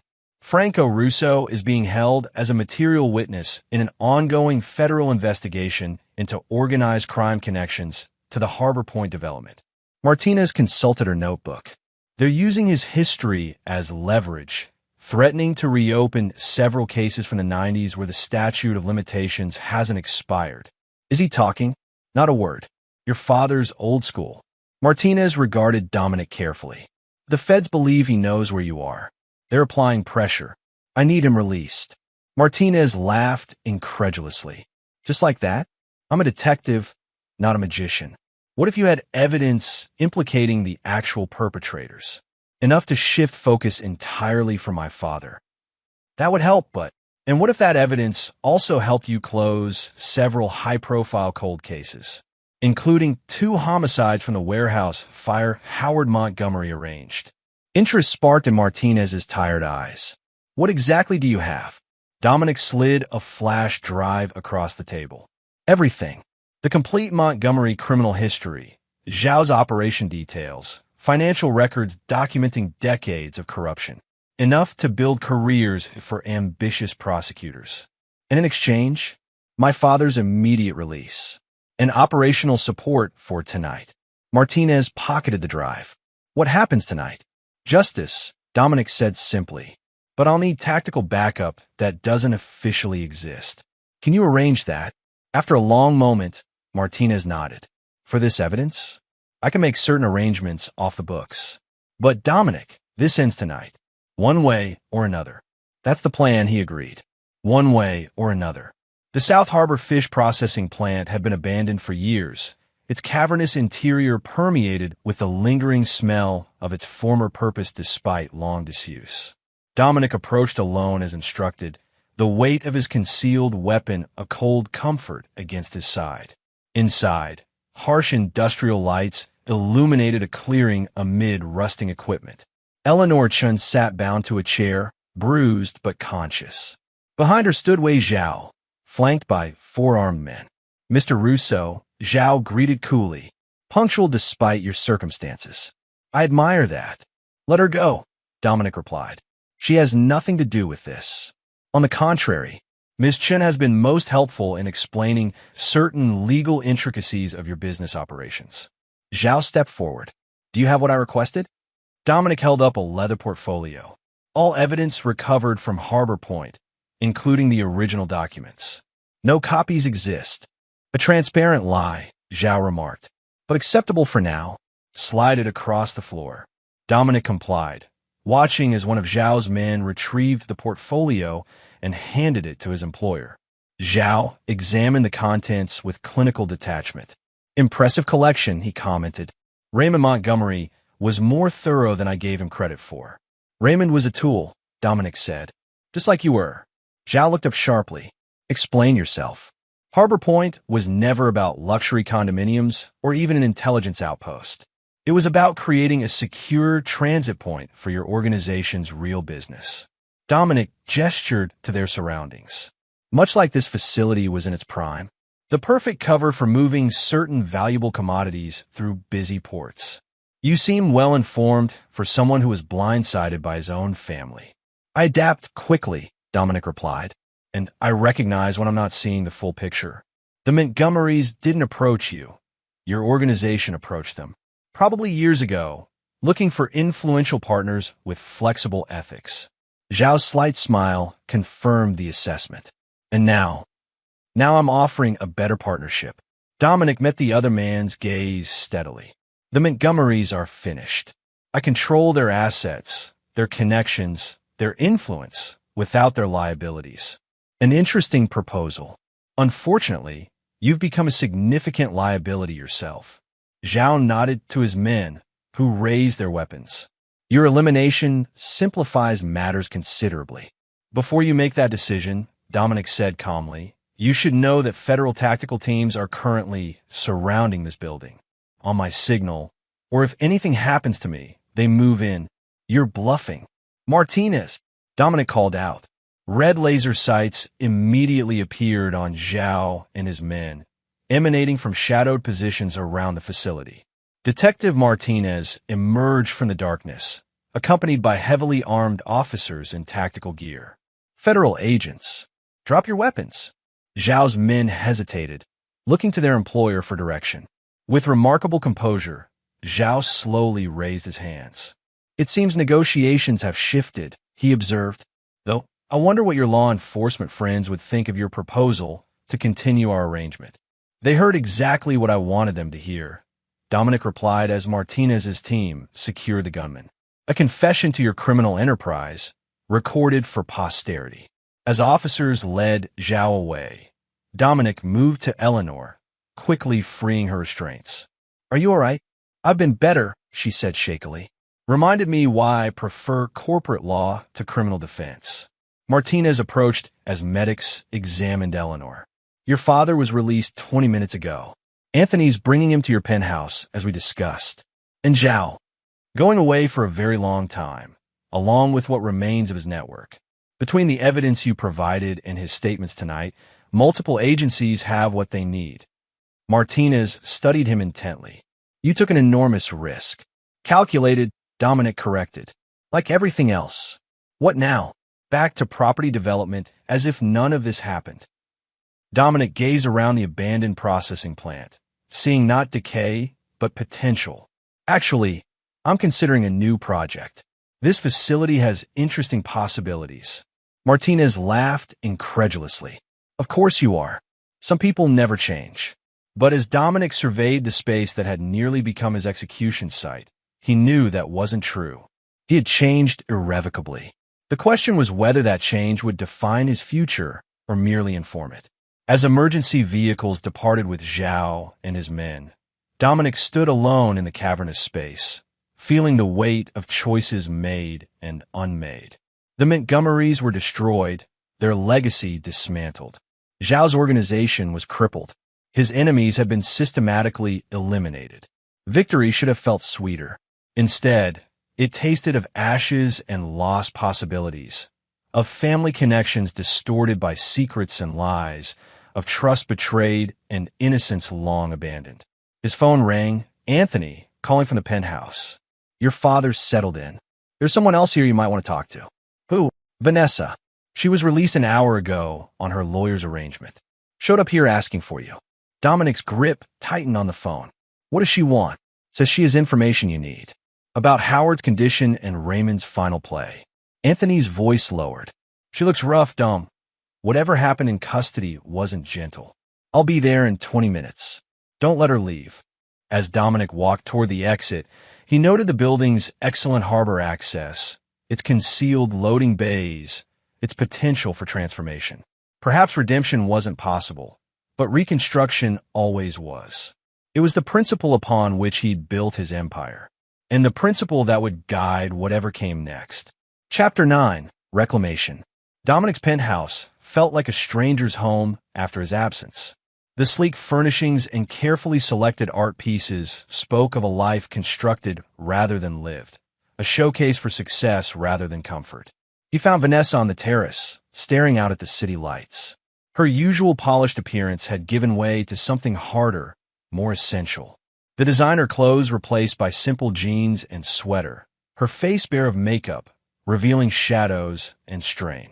You look terrible, Dominic said from the doorway.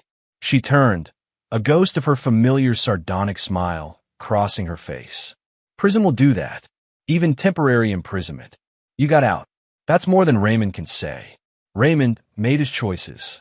Vanessa's voice carried new edges, honed by betrayal and consequences. As did I.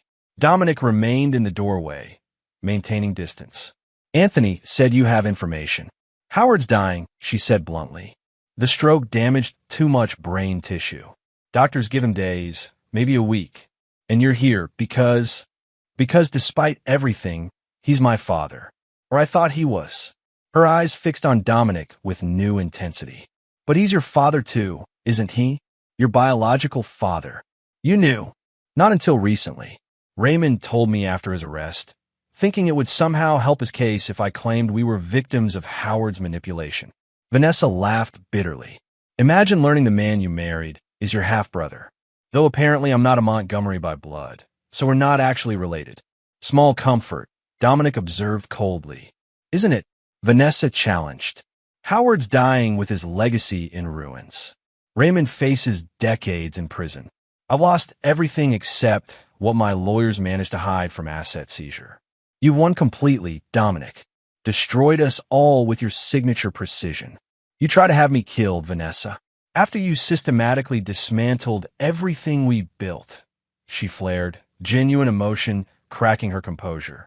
What happened to the man I married? The visionary who saw possibilities where others saw only obstacles. He discovered his wife and business partner were conspiring against him. Dominic replied evenly, using his business as cover for criminal operations, planning his elimination if he became problematic. It wasn't supposed to go that far, Vanessa insisted. The Harbor Point arrangements with Zhao were Raymond's initiative. I only learned the full extent of his plans after you were already investigating. And Benetti? The detailed instructions for my elimination? Was that Raymond's initiative too? Vanessa had the grace to look away. Insurance. A contingency I never intended to activate. Until you did. Silence stretched between them, filled with the weight of betrayals too significant for forgiveness, too personal for detachment. Why are you really here, Vanessa? Dominic finally asked. It's not a check on my well-being or share news about Howard. She reached into her bag, removing a small flash drive. Raymond made arrangements before his arrest. Dead man switch protocols designed to release information if certain conditions weren't met. What kind of information? Everything. The complete Montgomery archives, including materials Howard collected over decades. Business dealings, political connections, blackmail evidence on half of Boston's elite. Vanessa placed the drive on the patio table, including evidence of certain federal officials' involvement in operations they publicly prosecuted. Why give this to me? Because the switch activates in 48 hours unless deactivated by Raymond, who's currently in solitary confinement with no communications access. When it triggers, the information releases automatically to media outlets, law enforcement agencies, and select business competitors. And you want me to? Stop it. Vanessa's calm cracked slightly. This information would destroy what remains of the Montgomery name, but would also implicate dozens of innocent people. Families who don't deserve to be ruined because of Howard and Raymond's actions. Dominic studied her with clinical detachment. Since when do you care about collateral damage? Since I lost everything and realized I still have to live with myself. She gestured to the flash drive. The deactivation codes are there, along with server locations and access credentials. Raymond designed it to be unhackable, but he left this backdoor for family emergencies. And what do you get out of this? Vanessa laughed, a genuine sound that momentarily revealed the woman he'd once believed he knew. Nothing you'd be willing to give. My reputation is destroyed, my assets mostly seized, my family legacy in ruins. She met his gaze directly. Consider it my acknowledgement that you won. Dominic picked up the flash drive, turning it thoughtfully in his fingers. You realize I'll verify everything before taking action. I'd expect nothing less. Vanessa moved toward the door, pausing beside him. For what it's worth, I did love you once. Before family obligations and ambition corrupted everything. It's worth very little, Dominic replied coldly. But noted, after she left, Dominic examined the flash drive, considering its potential as either salvation or trap. Within minutes, he'd contacted Natalia, arranging for comprehensive analysis before any action. His father, Franco, the only father who mattered, entered the terrace, moving slower than usual after his brief incarceration. She's gone, Franco asked, settling heavily into a chair. Yes. You believe her about this dead man's switch? Dominic shrugged. Raymond was always paranoid. It's consistent with his methods. We'll verify before acting. Franco studied his son's profile against the city lights. What happens after this? When all the Montgomerys are either dead or imprisoned? Life continues, Dominic replied. Business expands. Harbor Point gets rebuilt according to the original vision. And personally, you just go back to being alone in this glass fortress. The question struck deeper than Dominic expected. What's the alternative? Trust is a luxury I can no longer afford. There's a difference between caution and isolation, Franco observed. Your mother understood that. Even after everything Howard did, she still believed in connections. In family. The family she built with you, Dominic acknowledged. not the one that betrayed me. The point stands. Revenge satisfies, but it doesn't sustain. Franco gestured to the penthouse around them. All this means nothing if you're just accumulating wealth and power to prove Howard Montgomery wrong about the janitor's son. The observation hit uncomfortably close to truth. Much of Dominic's drive had always been proving himself against Howard's initial dismissal, against the social barriers his background created. Now, knowing Howard was his biological father added layers of complexity to motivations he'd thought he understood. "I need to finish this first," Dominic said finally. "Ensure the dead man's switch is neutralized, the remaining threats contained. Then we'll see." 3 days later, Dominic stood in an opulent hospital room, watching Howard Montgomery's labored breathing. The machines surrounding the bed maintained vital functions the old man's failing body could no longer manage independently. "He won't regain consciousness," said the doctor who'd escorted Dominic in. "The brain damage is too extensive. It's simply a matter of time." After the doctor departed, Dominic sat beside the bed, studying the face of his biological father. They shared few physical traits, perhaps the set of the jaw, the shape of the hands. Nature had kept their connection subtle, as if acknowledging it was a secret best left undiscovered. "I disabled Raymond's failsafe," Dominic said to the unconscious man. "Not for your sake, but for the innocent people who would have been destroyed alongside your legacy. It's something my real father taught me. Franco, the man who raised me. Collateral damage should be minimized whenever possible." Howard's monitors beeped steadily, the only response to Dominic's words.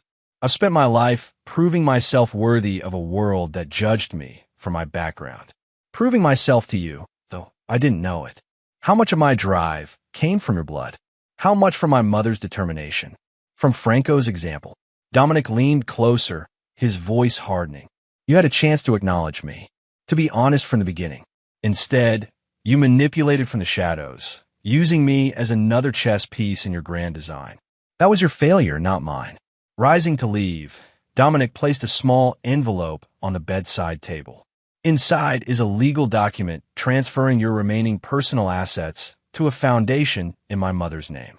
Maria Russo will posthumously fund scholarships for the children of domestic workers, the invisible people who maintained your world while you pretended they didn't exist.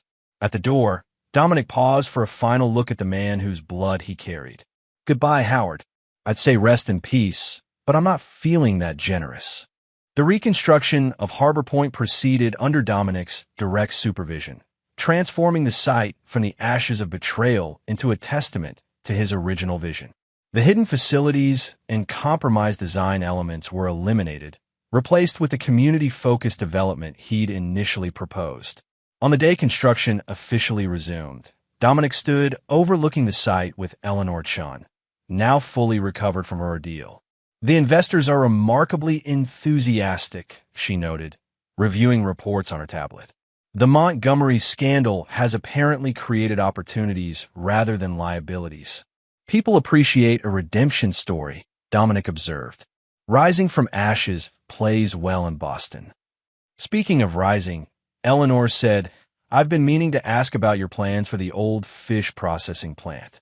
My sources tell me you purchased it through a shell company last week." Dominic smiled slightly. "It has potential. Good harbor access, solid infrastructure despite its age, and significant history given recent events." Eleanor regarded him shrewdly. "Some might consider it morbid to develop a site where you were nearly executed. I prefer to see it as reclamation, transforming trauma into opportunity." "Philosophical," Eleanor remarked. "And the Russo Family Foundation? Another transformation."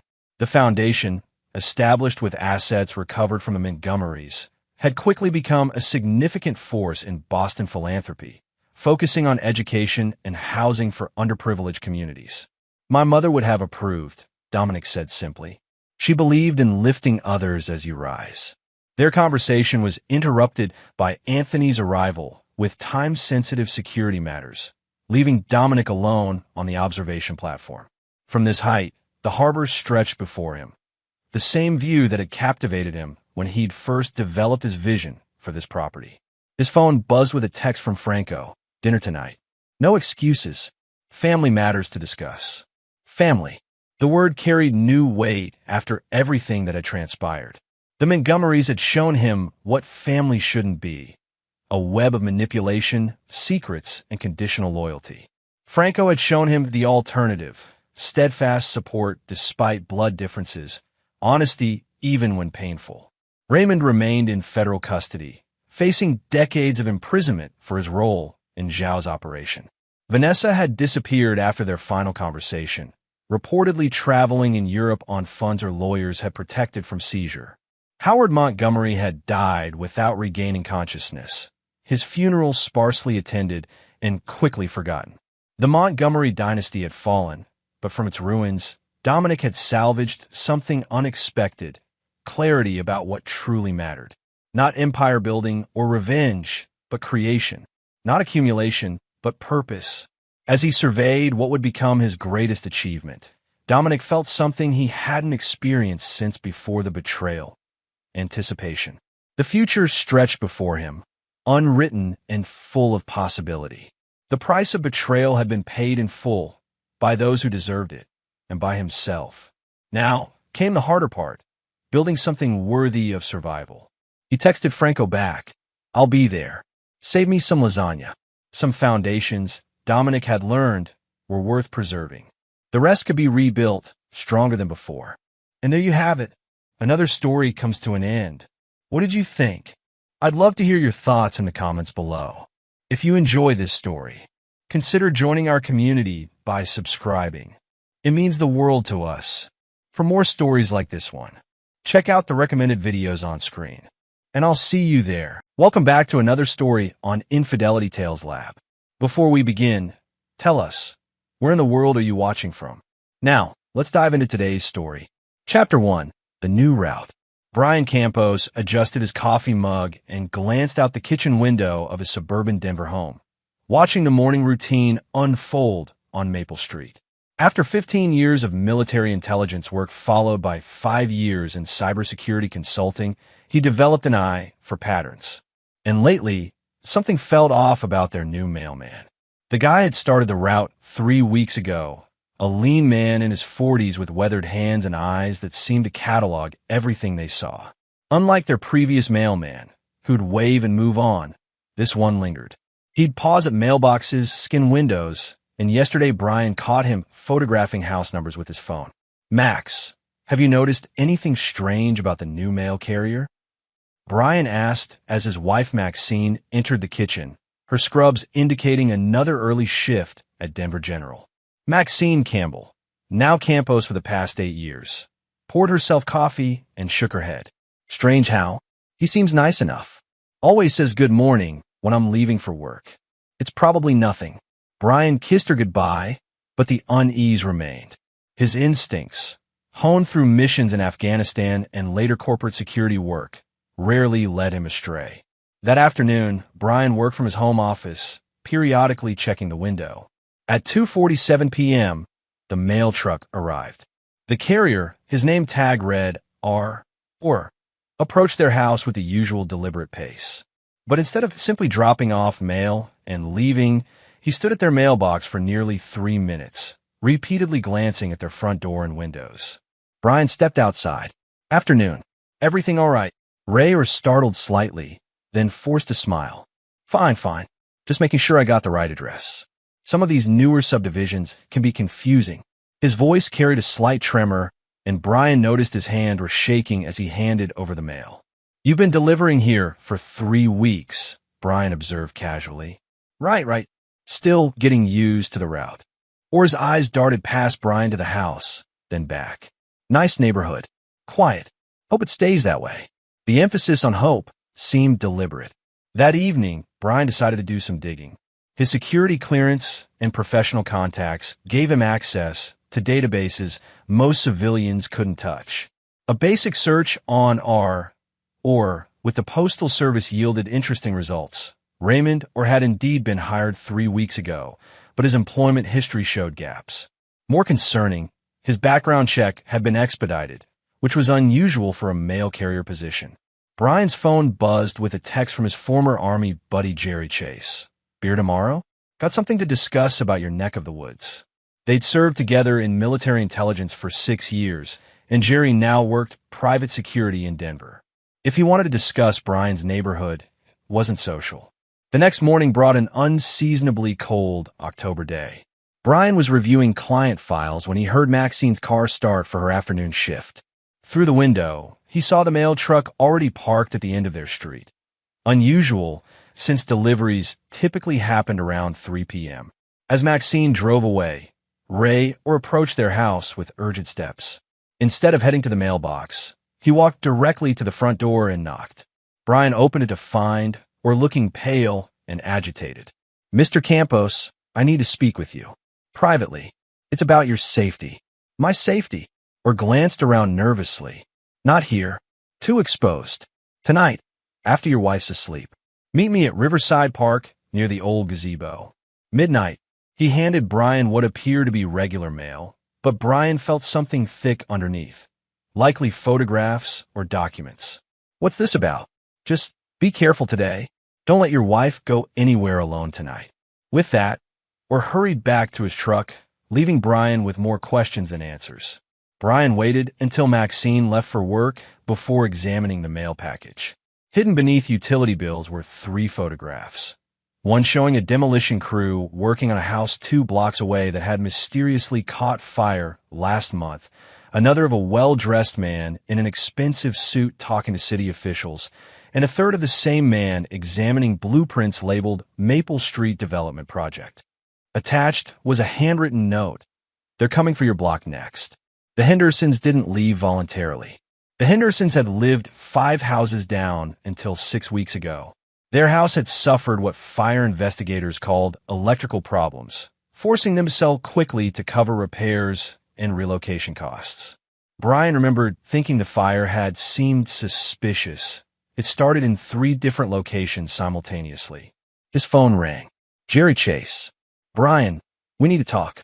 There's some serious shit happening in your neighborhood, and you're right in the middle of it." Chapter 2. Pieces of the Puzzle.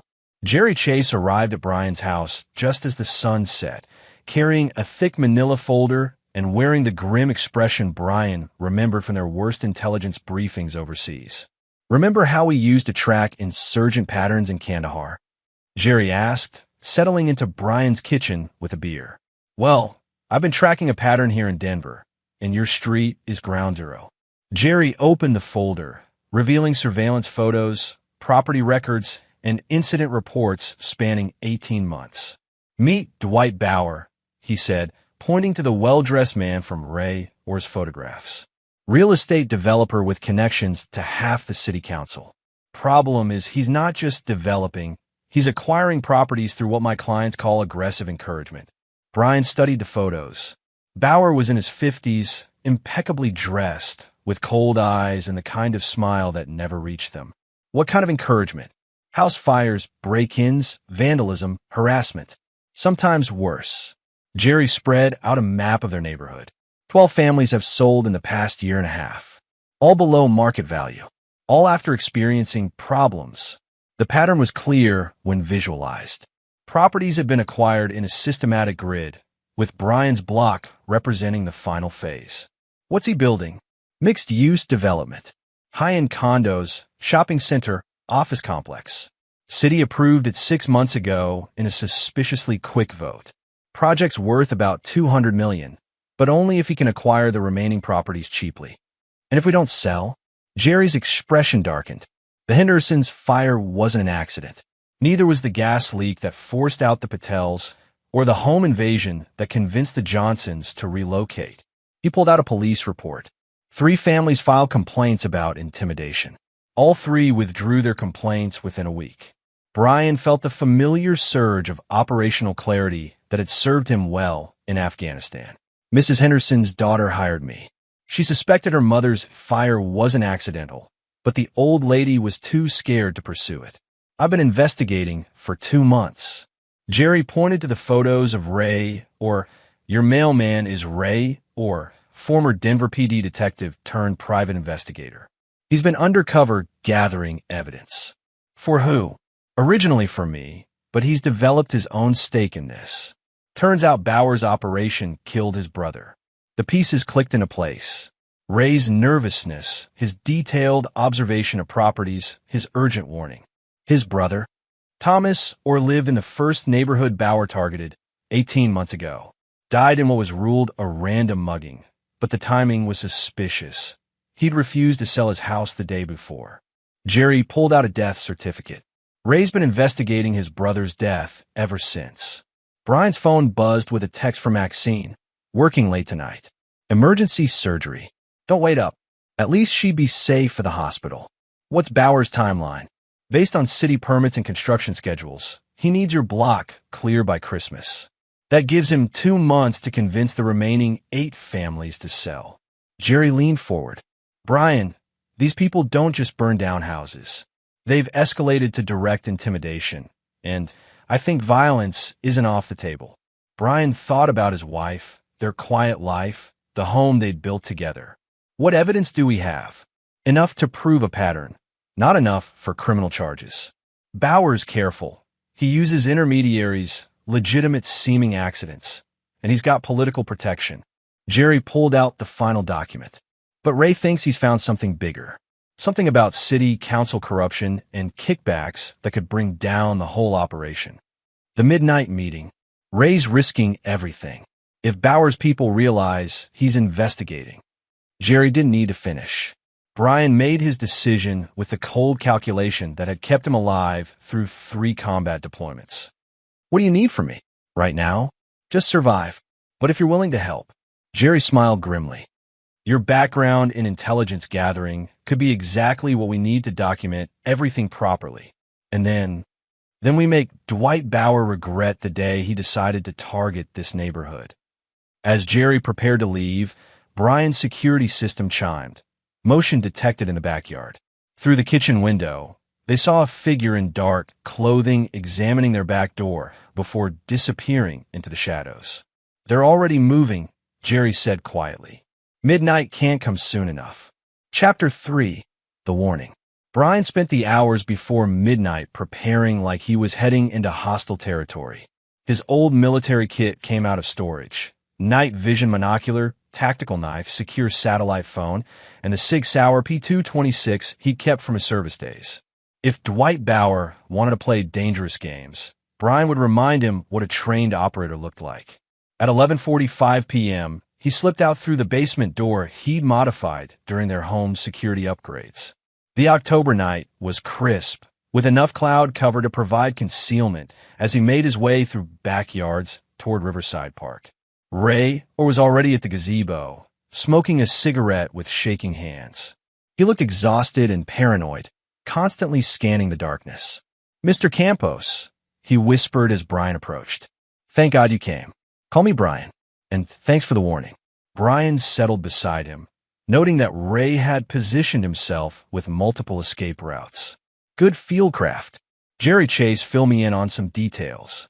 Ray's expression shifted to surprise, then relief. Jerry? You know Jerry?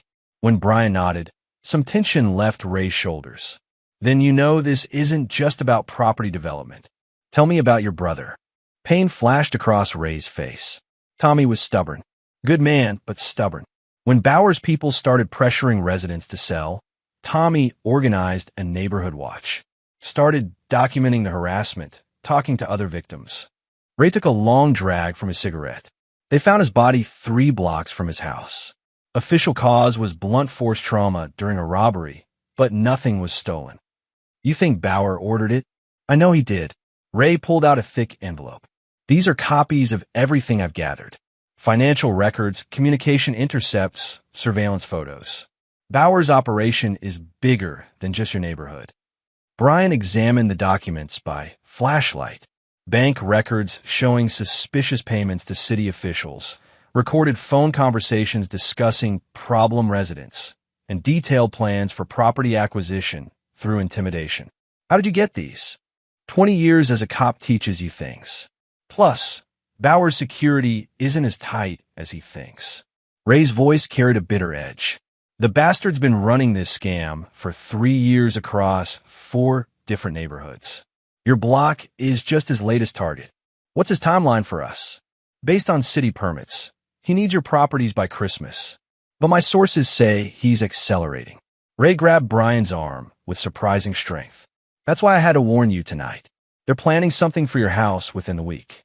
What kind of something? Could be a fire, could be a break-in, could be worse. Depends on how quickly they want you gone. Ray's eyes were haunted. The Hendersons got lucky. They survived their fire. Not everyone has. Brian felt the cold anger that had made him dangerous in Afghanistan. Show me what you've got on Greg Day. Ray's expression sharpened. You know about Day? Jerry mentioned him. Bauer's enforcer. More than that, Day's the one who handles the direct intimidation. Former military himself, discharged for excessive force. He's the muscle when Bauer needs someone hurt. Ray handed over a photograph of a large man with dead eyes and scarred knuckles. He's also the one who was in your backyard tonight. That explained the motion detector alert. What's the plan? Originally, I was just gathering evidence to hand over to the FBI. But the corruption goes too deep. Bauer's got contacts in law enforcement. Ray's voice hardened. So now I'm thinking more direct action. Such as, Bauer's hosting a city council fundraiser this Friday night at his estate. All the dirty players will be there. If someone were to document the conversations happening there, Brian understood. You need surveillance equipment and someone who knows how to use it. Jerry said you were good at that kind of thing. I was. Still am. Brian studied the property maps Ray had provided. But if we're going after Bauer directly, we need to be smart about it. He's got resources, protection, and he's already proven he's willing to kill. So we make sure he goes down hard enough that he can't retaliate. They spent another hour going over details before Ray provided the final piece of information that changed everything. There's something else, Ray said as they prepared to leave. I think Bauer knows about my investigation. My cover might be blown. What makes you think that? Ray rolled up his sleeve, revealing a fresh bandage on his forearm. Underneath, Brian could see the edge of what looked like a burn mark, specifically a deliberate pattern. Someone grabbed me after my route yesterday, held a heated piece of metal against my arm. It's Bauer's signature. He's done it to other people who've crossed him. Ray's voice was steady, but Brian could see the fear underneath. They told me to stop asking questions, or next time it will be my face. And you're still helping us? Ray's expression hardened. They killed my brother, burned innocent families out of their homes, corrupted half the city government. He met Brian's eyes. Someone needs to stop them. Brian made his decision. Then let's stop them. Chapter 4, Surveillance and Revelations. Friday evening, Brian crouched in the oak trees bordering Dwight Bauer's Cherry Hills estate, adjusting the high-gain directional microphone Jerry had provided. The fundraiser was in full swing. City council members, developers, and what appeared to be half of Denver's political establishment mingled on the mansion's rear terrace. Rayer sat in a surveillance van 2 blocks away, monitoring transmissions while Jerry coordinated from Brian's house to keep an eye on Maxine, who was working another double shift at the hospital. The plan was simple. Gather enough recorded evidence to destroy Bauer's political protection and expose the entire corruption network. Through his scope, Brian watched Bauer move through the crowd like a predator assessing prey. The man was shorter than expected, but carried himself with the confidence of someone accustomed to getting his way through intimidation and wealth. Alpha, this is Base. Jerry's voice crackled through Brian's earpiece. Target's wife just left for the hospital. Coast is clear on the home front. Copy Base. Brian adjusted his position as Bauer approached a group near his hiding spot.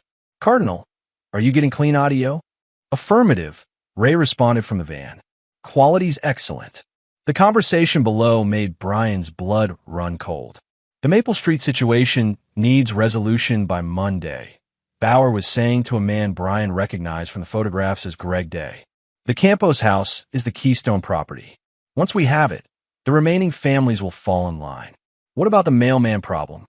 Day's voice was gravelly, like he'd spent years breathing smoke and violence. Handled. Our friend in the Postal Service confirmed Ray or submitted his resignation yesterday. Effective immediately. Bauer's smile was predatory. Apparently, he decided that investigating mail theft wasn't worth the occupational hazards. Brian's earpiece exploded with static as Ray swore viciously from the van. They'd forced him out of his cover position. I told you that burn mark would convince him. Day continued. What about the husband? Our background check says he's former military intelligence, which is why we're not taking chances. Bauer gestured toward a third man Brian hadn't seen before, tall, thin, with the bearing of someone comfortable with violence. Mr. Angel Albert here specializes in making problems disappear permanently. Albert spoke with a slight accent, possibly Eastern European. The wife works late shifts at hospital. Husband often alone in house. Very simple operation. Make it look accidental, Bauer instructed. Gas leak, electrical fire, something the insurance company won't question. I want that family gone by Wednesday. Brian felt the familiar combat calm settle over him. They weren't just planning property theft, they were planning murder. What about the other families? They asked. Once the Campo situation is resolved, we'll have our demonstration. The remaining properties will sell quickly after that. Bauer's expression was coldly satisfied. Fear is an excellent motivator. The group moved away, but Brian had heard enough. He was backing deeper into the trees when a hand grabbed his shoulder. Going somewhere, Greg Day stood behind him, having somehow circled around during the conversation. The man was larger up close, with scars on his knuckles and the dead eyes of someone who enjoyed hurting people. Brian reacted with 15 years of combat training. He pivoted, drove his elbow into Day's solar plexus, and followed with a knee strike as the man doubled over. Day went down hard, but wasn't unconscious. Alpha compromised, Brian whispered into his mic, while zip-tying Day's hands with restraints from his kit. Extracting now. Negative. Ray's voice came back urgently. Multiple vehicles just arrived at the property. They've got the place surrounded. Through his scope, Brian saw black SUVs positioned at every exit point. Men in tactical gear were deploying around the estate perimeter. This wasn't a political fundraiser. It was a trap. Cardinal, they knew we were coming. Impossible. I swept for surveillance, checked for Ray's transmission cut off abruptly. Jerry's voice came through tense and urgent. Alpha, we've got company at your house. 3 vehicles, armed men. They're preparing to breach. Brian's world narrowed to lethal focus. Bauer wasn't just planning to eliminate him. He was moving against Maxine and everyone who'd helped expose his operation. Base, what's my wife's status? Still at the hospital, but they've got teams moving that direction too. Brian looked down at Greg Day, who was starting to regain consciousness. The man's phone was buzzing with incoming calls, probably coordination for the simultaneous strikes. Time for a change of tactics. Brian answered Day's phone in a passable imitation of the man's gravelly voice. Day here. Greg, where the hell are you? Bauer's voice was tight with anger. The surveillance team is gone, and we can't reach Albert. How to handle a problem. Civilians saw too much. Brian watched through his scope as Bauer paced angrily on the terrace. What's the status on the other targets? Hospital team is in position. House team is moving now. But we lost contact with the mailman intercept team 10 minutes ago. Brian smiled grimly. Ray was tougher than they'd expected. Sir, Brian continued in Day's voice, recommend we abort the hospital operation.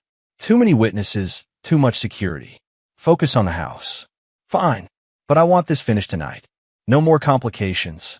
Brian hung up and zip-tied Day's ankles while the man was still groggy. Then he started planning how to turn Bauer's operation against itself. His phone buzzed with a text from an unknown number. Ray here. Escaped and mobile. Got their entire tactical plan from intercept vehicle. These bastards just declared war on the wrong people. Chapter 5. Counterattack. Brian moved through Bauer's estate like a ghost, using skills he'd hoped never to need again. The tactical teams were positioned for perimeter containment, not internal threats, giving him the advantage of surprise as he systematically disabled their communications and created chaos in their coordinated assault. His first priority was intelligence gathering. He'd zip-tied Greg Day in the Oak Grove, but the man's phone contained a wealth of information. Contact lists, operational schedules, and most importantly, the addresses of other victims Bauer had targeted. Working his way toward the main house, Brian intercepted radio chatter indicating that Ray had successfully evaded capture and was tracking the team sent to Brian's house. Jerry was coordinating police response, but Bauer's corruption network meant they couldn't trust standard law enforcement channels. Alpha, base. Jerry's voice crackled through his earpiece as Brian reached the mansion security office. Hospital team just got arrested. Anonymous tip about armed men in the parking garage. Brian smiled as he began downloading files from Bauer's security computer. Ray was thinking tactically. Cardinal, Alpha. He whispered into his mic, "What's your status?" Shadowing the house team, Ray responded quietly. "They're setting up for what looks like a firebombing. Professional job. Accelerants, delayed ignition, multiple origin points. How many? 4 operators. Military-grade equipment. These aren't local thugs." Brian found what he was looking for in Bauer's files. Financial records linking the developer to a private military contractor called Meridian Solutions. Angel Albert wasn't just muscle. He was running a team of mercenaries. Base Alpha. Need immediate FBI contact. Federal jurisdiction. Working on it, Jerry replied. But it's Friday night and... Tell them domestic terrorism. Armed mercenaries targeting civilians. That'll get their attention. Brian's earpiece exploded with automatic gunfire, followed by Ray's voice. Contact. Contact. They've got military weapons. Through the mansion's windows, Brian saw Bauer and several city officials watching police scanner feeds while Albert coordinated the tactical teams via satellite phone. The bastards were treating this like a military operation against enemy combatants. Time to remind them what a real military operation looked like. Brian accessed Bauer's home security system and began systematically shutting down exterior lighting while activating motion sensors and alarms throughout the property. Within minutes, the estate was plunged into darkness with klaxons blaring, sowing confusion among the tactical teams. Alpha, Cardinal, Ray's voice came through strained. Bro contact, but they're regrouping for assault on your house. ETA 4 minutes. Copy. Initiating Hail Mary. Brian pulled the fire alarm in Bauer's mansion, simultaneously calling 911 from 3 different phones to report an active shooter situation at the estate. Then he hacked into the local emergency services dispatch system, a skill from his cybersecurity consulting, and broadcast a priority alert about federal terrorism investigation in progress. The chaos was immediate. Police sirens began converging from multiple directions while the mansion's fire suppression system activated, drenching the political fundraiser and sending panicked guests streaming toward exits, now blocked by confused tactical teams. But Brian's real masterstroke was just beginning. He'd planted listening devices throughout the mansion during the confusion, and now he activated them all simultaneously, broadcasting every conversation to a secure server Jerry could access remotely. Bauer's panic conversations with his political allies were being recorded in high definition as they tried to coordinate damage control. "This is completely fucked." Bauer was screaming at someone on his phone. 30 city officials are about to be questioned by federal agents. "Sir, we need to abort all operations," Angel Albert reported, his accent thicker under stress. "Police response is too heavy. Cannot maintain operational security. No, the Campos situation ends tonight, or we're all exposed." Brian smiled grimly as he prepared for the final phase. Through his scope, he could see Ray approaching his house from the rear, while Jerry coordinated with the FBI agents who'd finally arrived on scene. But as Brian prepared to extract from the estate, he overheard a conversation that changed everything. "The hospital," Bauer was saying to Albert. "If we can't get to him directly, we get to her. Make it look like a random attack on a healthcare worker. Happens all the time." They were going after Maxine. Brian's operational calm cracked for the first time, replaced by pure fury. These bastards had just threatened the one person in the world he couldn't lose. Time for Dwight Bauer to learn what happened when you declared war on a man with nothing left to lose. Chapter 6. The Hunt. Brian's rage burned cold and focused as he abandoned the mansion and headed for Denver General Hospital. Bauer's desperation had led him to target Maxine directly, a fatal mistake that would cost him everything. "Cardinal Base," Brian spoke into his mic while driving through the night at dangerous speeds. "Hostile team redirected to Denver General. They're targeting my wife." "Copy that." Ray responded immediately. I'm mobile and en route. Hospital security is minimal at night. Jerry's voice joined the channel. FBI is containing the estate situation, but Albert and two operators escaped during the chaos. They're definitely heading for the hospital. Brian's mind raced through tactical options. Denver General was a massive complex with multiple entrances, parking structures, and thousands of people inside. Finding and protecting one nurse would be like securing a small city. Base, I need Maxine's current location. Surgery wing, 3rd floor, east corridor. She's in or 7, emergency appendectomy. Surgery started an hour ago. That gave Brian some time. Maxine would be in the most secure part of the hospital, surrounded by medical staff. But it also meant she was trapped in a confined space with limited exits. Cardinal, what's your ETA? 3 minutes out. I've got hospital blueprints from my police database access. Multiple approaches to the surgery wing. Brian pulled into the hospital parking garage, immediately spotting the black SUV with government plates that didn't belong to any legitimate federal agency. Albert's team had arrived first. Alpha, visual on hostile vehicle. They're already inside. Brian's tactical training took over as he approached the hospital. The building's security cameras were accessible through the same system he'd used for consulting work.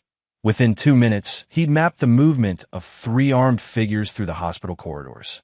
They weren't heading for the surgery wing.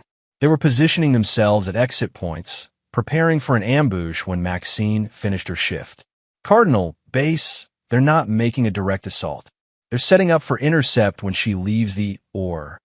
Smart, Ray acknowledged grimly. Minimizes witnesses, maximizes escape options. Brian accessed the hospital's internal communication system and sent an emergency page to Dr. Sarah Kim, the chief of surgery, who'd been Maxine's mentor since her nursing school days. Dr. Kim, this is Brian Campos. Maxine is in immediate danger. Armed men in the hospital. Keep her in the or until further notice. Tell no one else. His phone immediately rang. Brian? What the hell is going on? Dr. Kim's voice was tight with concern. Long story. How long until Maxine's surgery is finished? Another hour, maybe 90 minutes. But I can stretch it if needed. Do it. And Dr. Kim? Lock down the surgery wing. No unauthorized personnel, no exceptions. Brian moved through the hospital like a predator stalking prey. His targets had positioned themselves strategically, one in the main lobby, one covering the staff parking garage exit, and Angel Albert himself positioned near the surgery wing elevator bank. They'd underestimated their opposition. Brian started with the lobby operative, a young man trying to look like a visitor, but whose tactical vest was visible under his jacket. Brian approached from behind, using a sleeper hold he'd perfected in Afghanistan. The man went down silently, and Brian zip-tied him in a maintenance closet. Alpha, 1 down. Moving on target 2. The parking garage operative proved more challenging. He'd positioned himself with clear sight lines and multiple escape routes. But he'd also positioned himself under a maintenance walkway Brian could access from the hospital's upper levels. Brian descended on him from above, landing silently and subduing the man before he could raise an alarm. 2 down. Cardinal, where are you? Surgery wing, opposite end from Alpha. I can see Albert, but he's in a position where I can't approach without being spotted. Brian studied the hospital schematics on his phone. The surgery wing was designed like a cross, with ORs along each arm and central nurse stations. Albert had positioned himself to watch the main corridor, but there were service passages that maintenance crews used to access equipment rooms. Cardinal, can you create a distraction? What kind of distraction? Brian smiled grimly. Make him think we're coming from the opposite direction. Copy. Stand by. 2 minutes later, a fire alarm began blaring on the surgery wing's west side. Brian watched through security cameras as Albert moved toward the alarm, gun drawn, believing he was responding to an infiltration attempt. Brian came up behind him from the service corridor, taser ready. But Albert was faster than expected, spinning with his weapon raised as Brian emerged from the maintenance door. Mr. Brian Campos, Albert said with his slight accent, keeping his pistol trained on Brian's chest. You have caused much trouble tonight. You threatened my wife. Nothing personal. Just business. Everything about this is personal. Brian's phone rang, Dr. Kim's emergency line. Albert gestured for him to answer, keeping the gun steady. Brian, there's been a complication with the surgery. We need to. Brian cut her off. Code yellow, Dr. Kim. Surgery wing, compromised. Albert's eyes narrowed. What is code yellow? It means you just lost, Brian said as Ray or appear behind Albert, service weapon drawn. Drop it, Albert. You're surrounded. But instead of surrendering, Albert smiled. I think not. He activated a radio transmitter clipped to his jacket. All teams, execute Protocol 7. Brian's blood ran cold as he realized what Protocol 7 meant. If they couldn't get to Maxine specifically, they'd create mass casualties at the hospital to eliminate any witnesses to their operation. Ray, we need to evacuate the surgery wing. Now, the war for his family's life was about to become a battle for hundreds of innocent people. Chapter 7. The Siege. The hospital's fire alarm system erupted in chaos as Brian realized the true scope of Bauer's desperation. Protocol 7 wasn't just about eliminating Maxine. It was about destroying all evidence of their operation through mass casualties that would overwhelm any investigation. Cardinal, Base, we've got multiple explosives throughout the hospital. Brian spoke urgently into his mic while keeping his weapon trained on Angel Albert. This isn't just an assassination. It's a terrorist attack. How do you know? Ray demanded, his own gun steady on Albert. Albert's smile was coldly satisfied. Hospital has many gas lines, electrical systems, chemical storage. Very easy to make accidents happen. Brian's phone buzzed with an incoming call from Jerry. Alpha, we've got big problems. FBI just intercepted communications about a hospital incident. Multiple teams are moving in, but they're treating this as a hostage situation, not a terrorist attack. They're about to walk into a trap, Brian realized. Albert's people aren't trying to escape. They're trying to bring down the building. Through the security cameras on his phone, Brian could see armed figures moving through the hospital's lower levels, not engaging anyone, just positioning devices near critical infrastructure points. Dr. Kim, Brian called the surgery line while Albert watched with amusement. How quickly can you evacuate the surgery wing? With active operations? Impossible. We've got 3 emergency surgeries in progress, including your wife's case. Then we make it possible. Brian made a tactical decision that would have been impossible in Afghanistan, but made perfect sense protecting his wife. He zip-tied Albert to a gurney and activated the hospital's emergency evacuation protocol from the nurse's station computer. Ray, we've got maybe 10 minutes before this place becomes a war zone. Help me coordinate evacuation routes while I deal with the explosives. You know bomb disposal? Close enough. Brian had dealt with IEDs for 3 tours in Afghanistan. Hospital infrastructure wasn't that different from military installations. Brian's phone rang, Bauer's number, which he'd memorized from Greg Day's contact list. Mr. Campos. Bauer's voice was tight with rage when Brian answered.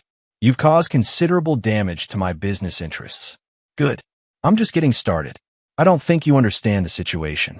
My people have placed incendiary devices throughout the hospital. Unless you surrender yourself immediately, several hundred innocent people will die in what investigators will determine was a tragic gas explosion.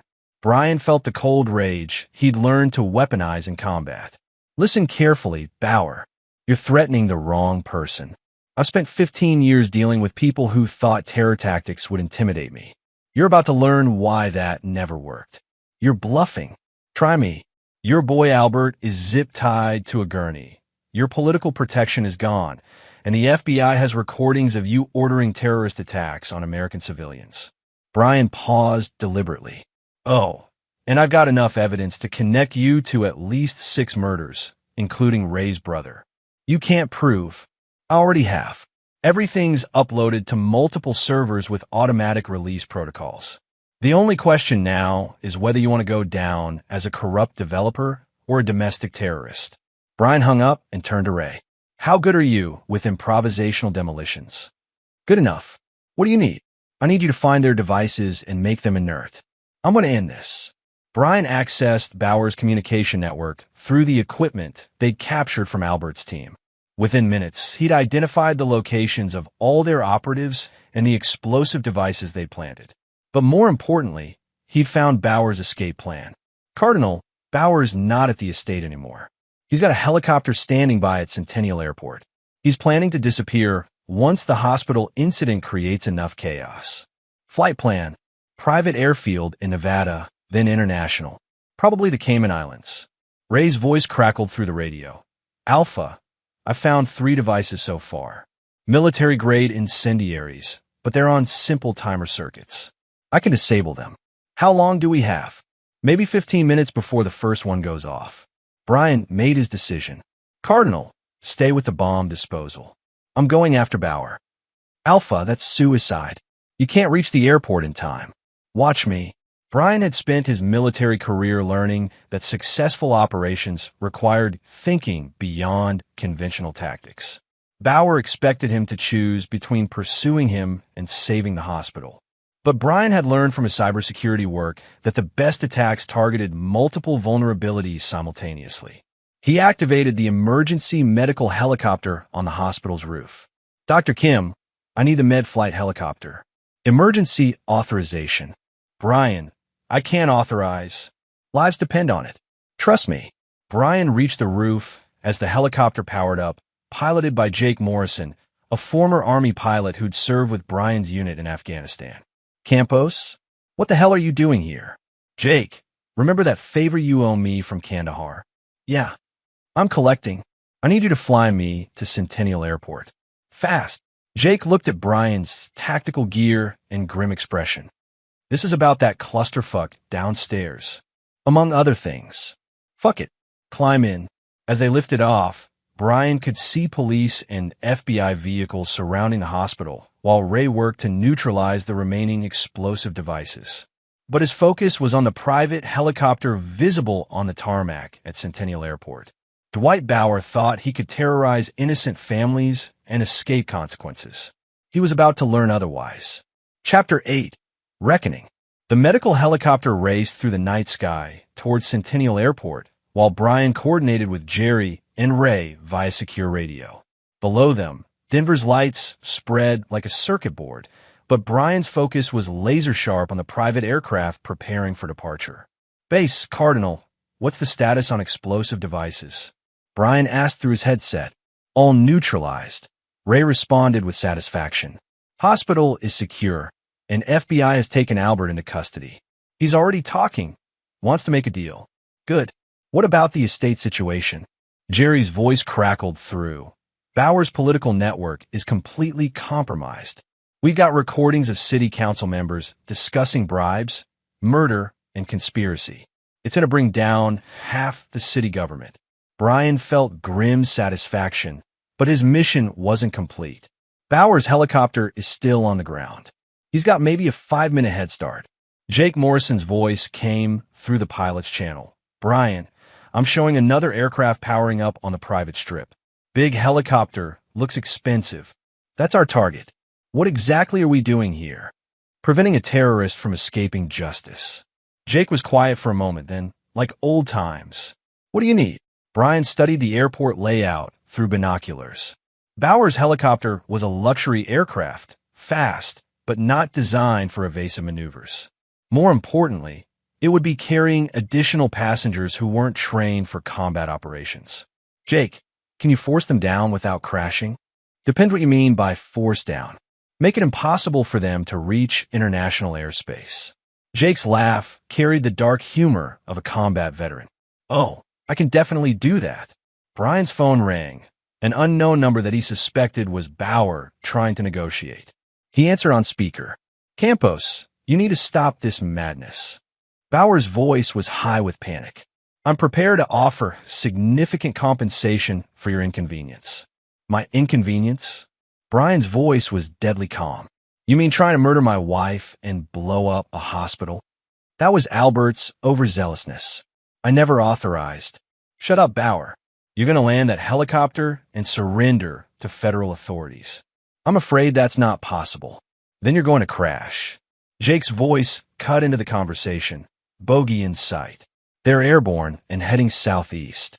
Brian could see Bauer's helicopter through the medical aircraft's windows, a sleek corporate machine climbing rapidly toward the flight corridors that would take it out of Colorado jurisdiction. Jake, intercept course. Copy. This is going to get interesting. The medical helicopter was smaller and more maneuverable than Bauer's luxury aircraft, and Jake Morrison was one of the best pilots Brian had ever served with. Within minutes, they'd closed the distance and were flying in formation with their target.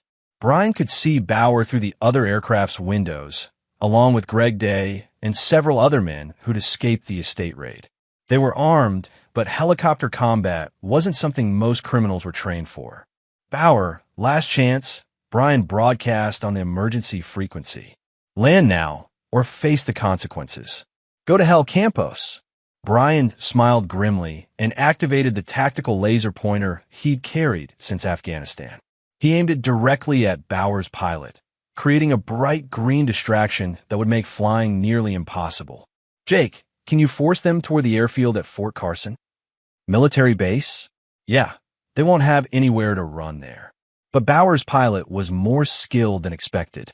Instead of being forced down, he began evasive maneuvers that suggested military training. The luxury helicopter banked sharply and accelerated toward the mountains. He's running for the high country, Jake observed. Probably thinks he can lose us in the terrain. Can he? Not from me, but if he's willing to risk mountain flying at night. Jake's tone was grim. This could get ugly fast. Brian made a tactical assessment. Bauer was desperate enough to risk everything on a dangerous escape attempt. His pilot was skilled enough to make it challenging, and the terrain they were entering was unforgiving to aircraft that made mistakes. Jake, how close can you get us? Close enough. What are you planning? Brian checked his tactical gear and thought about the zipline equipment he'd packed for the estate infiltration. Something probably stupid. I love stupid plans. They usually work. As they chased Bauer's helicopter into the Colorado mountains, Brian prepared for an operation that would have been impossible to explain to his commanding officers in Afghanistan, but made perfect sense for protecting his family. Dwight Bauer had declared war on innocent people. Now, he was about to face the consequences of fighting someone who'd learned warfare from professionals. Chapter 9. Justice. The pursuit over the Colorado Rockies ended at dawn on a mountain plateau where Bauer's helicopter made an emergency landing after Jake Morrison forced it down through a combination of superior flying and tactical pressure. Brian rappelled from the medical helicopter as federal agents surrounded the crash site, but his focus was entirely on the man who'd threatened his family. Dwight Bauer emerged from his downed aircraft looking nothing like the polished developer who'd terrorized families for 2 years. His expensive suit was torn, his face pale with fear, and his hands shaking as FBI agents moved to arrest him. Mr. Campos, Bauer called out as Brian approached. We can still work this out. I have significant resources connections. You threatened my wife, Brian said quietly, his voice carrying the authority of 15 years in military intelligence. You burned innocent families out of their homes. You murdered Ray's brother, and God knows how many other people. That was business. Nothing personal. Everything about this was personal. Agent Sarah Chun of the FBI's Domestic Terrorism Unit stepped between them. Mr. Campos, we'll take it from here. Your evidence has been invaluable, but he's all yours, Brian interrupted, never taking his eyes off Bauer. I got what I came for. What Brian had come for wasn't revenge, though he'd earned it. It was justice and the certainty that Bauer could never threaten another family. 3 hours later, Brian sat in Denver General Hospital's cafeteria with Maxine, Jerry, and Ray Orr, watching news coverage of the largest corruption bust in Colorado's history. The evidence they'd gathered had implicated 37 public officials, collapsed a criminal network spanning multiple states, and exposed a private military contractor that had been operating illegally on U.S. soil. So it's really over? Maxine asked, still processing the fact that their quiet suburban life had become the center of a federal terrorism investigation. It's over, Brian confirmed, though he knew it would take months for all the legal proceedings to conclude. Bauer and his people are facing life sentences. The corruption network is dismantled, and the families he displaced will be compensated. Ray, or no longer a mailman, but back to being a private investigator, raised his coffee mug. To Thomas, and all the other victims who couldn't fight back. To justice, Jerry added. To family, Maxine said quietly, taking Brian's hand. Brian raised his own mug, but his words were directed at the future rather than the past, to making sure this never happens again. That afternoon, they returned to their house on Maple Street, where FBI crime scene tape was finally being removed and neighbors were emerging to reclaim their neighborhood. The Hendersons had already announced they were moving back, along with several other families who'd been forced out by Bauer's operation. So what now? Maxine asked as they stood in their kitchen, looking out at the street where everything had started. Now we rebuild, Brian said simply. We help our neighbors rebuild. We make sure the community is stronger than before. And if something like this happens again, Brian smiled, thinking about the secure network of former military and law enforcement professionals he'd connected with during the investigation.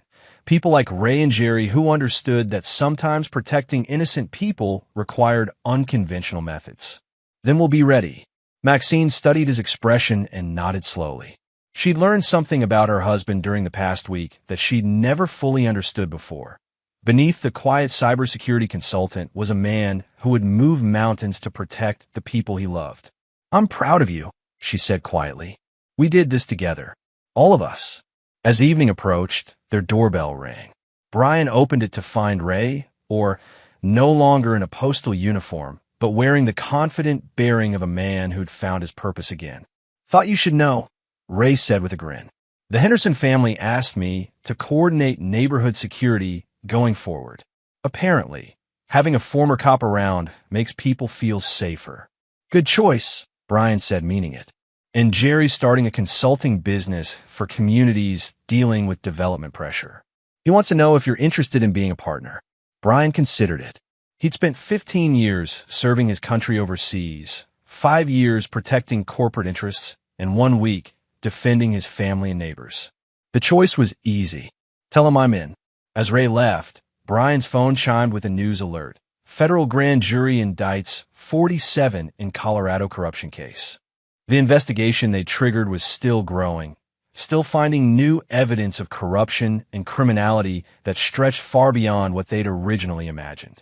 But on Maple Street, the streetlights were coming on, children were playing in yards, and families were safe in their homes. Dwight Bauer's vision of forced development and intimidation had been replaced by something stronger, a community that had learned to fight back. Brian wrapped his arm around Maxine as they stood in their doorway,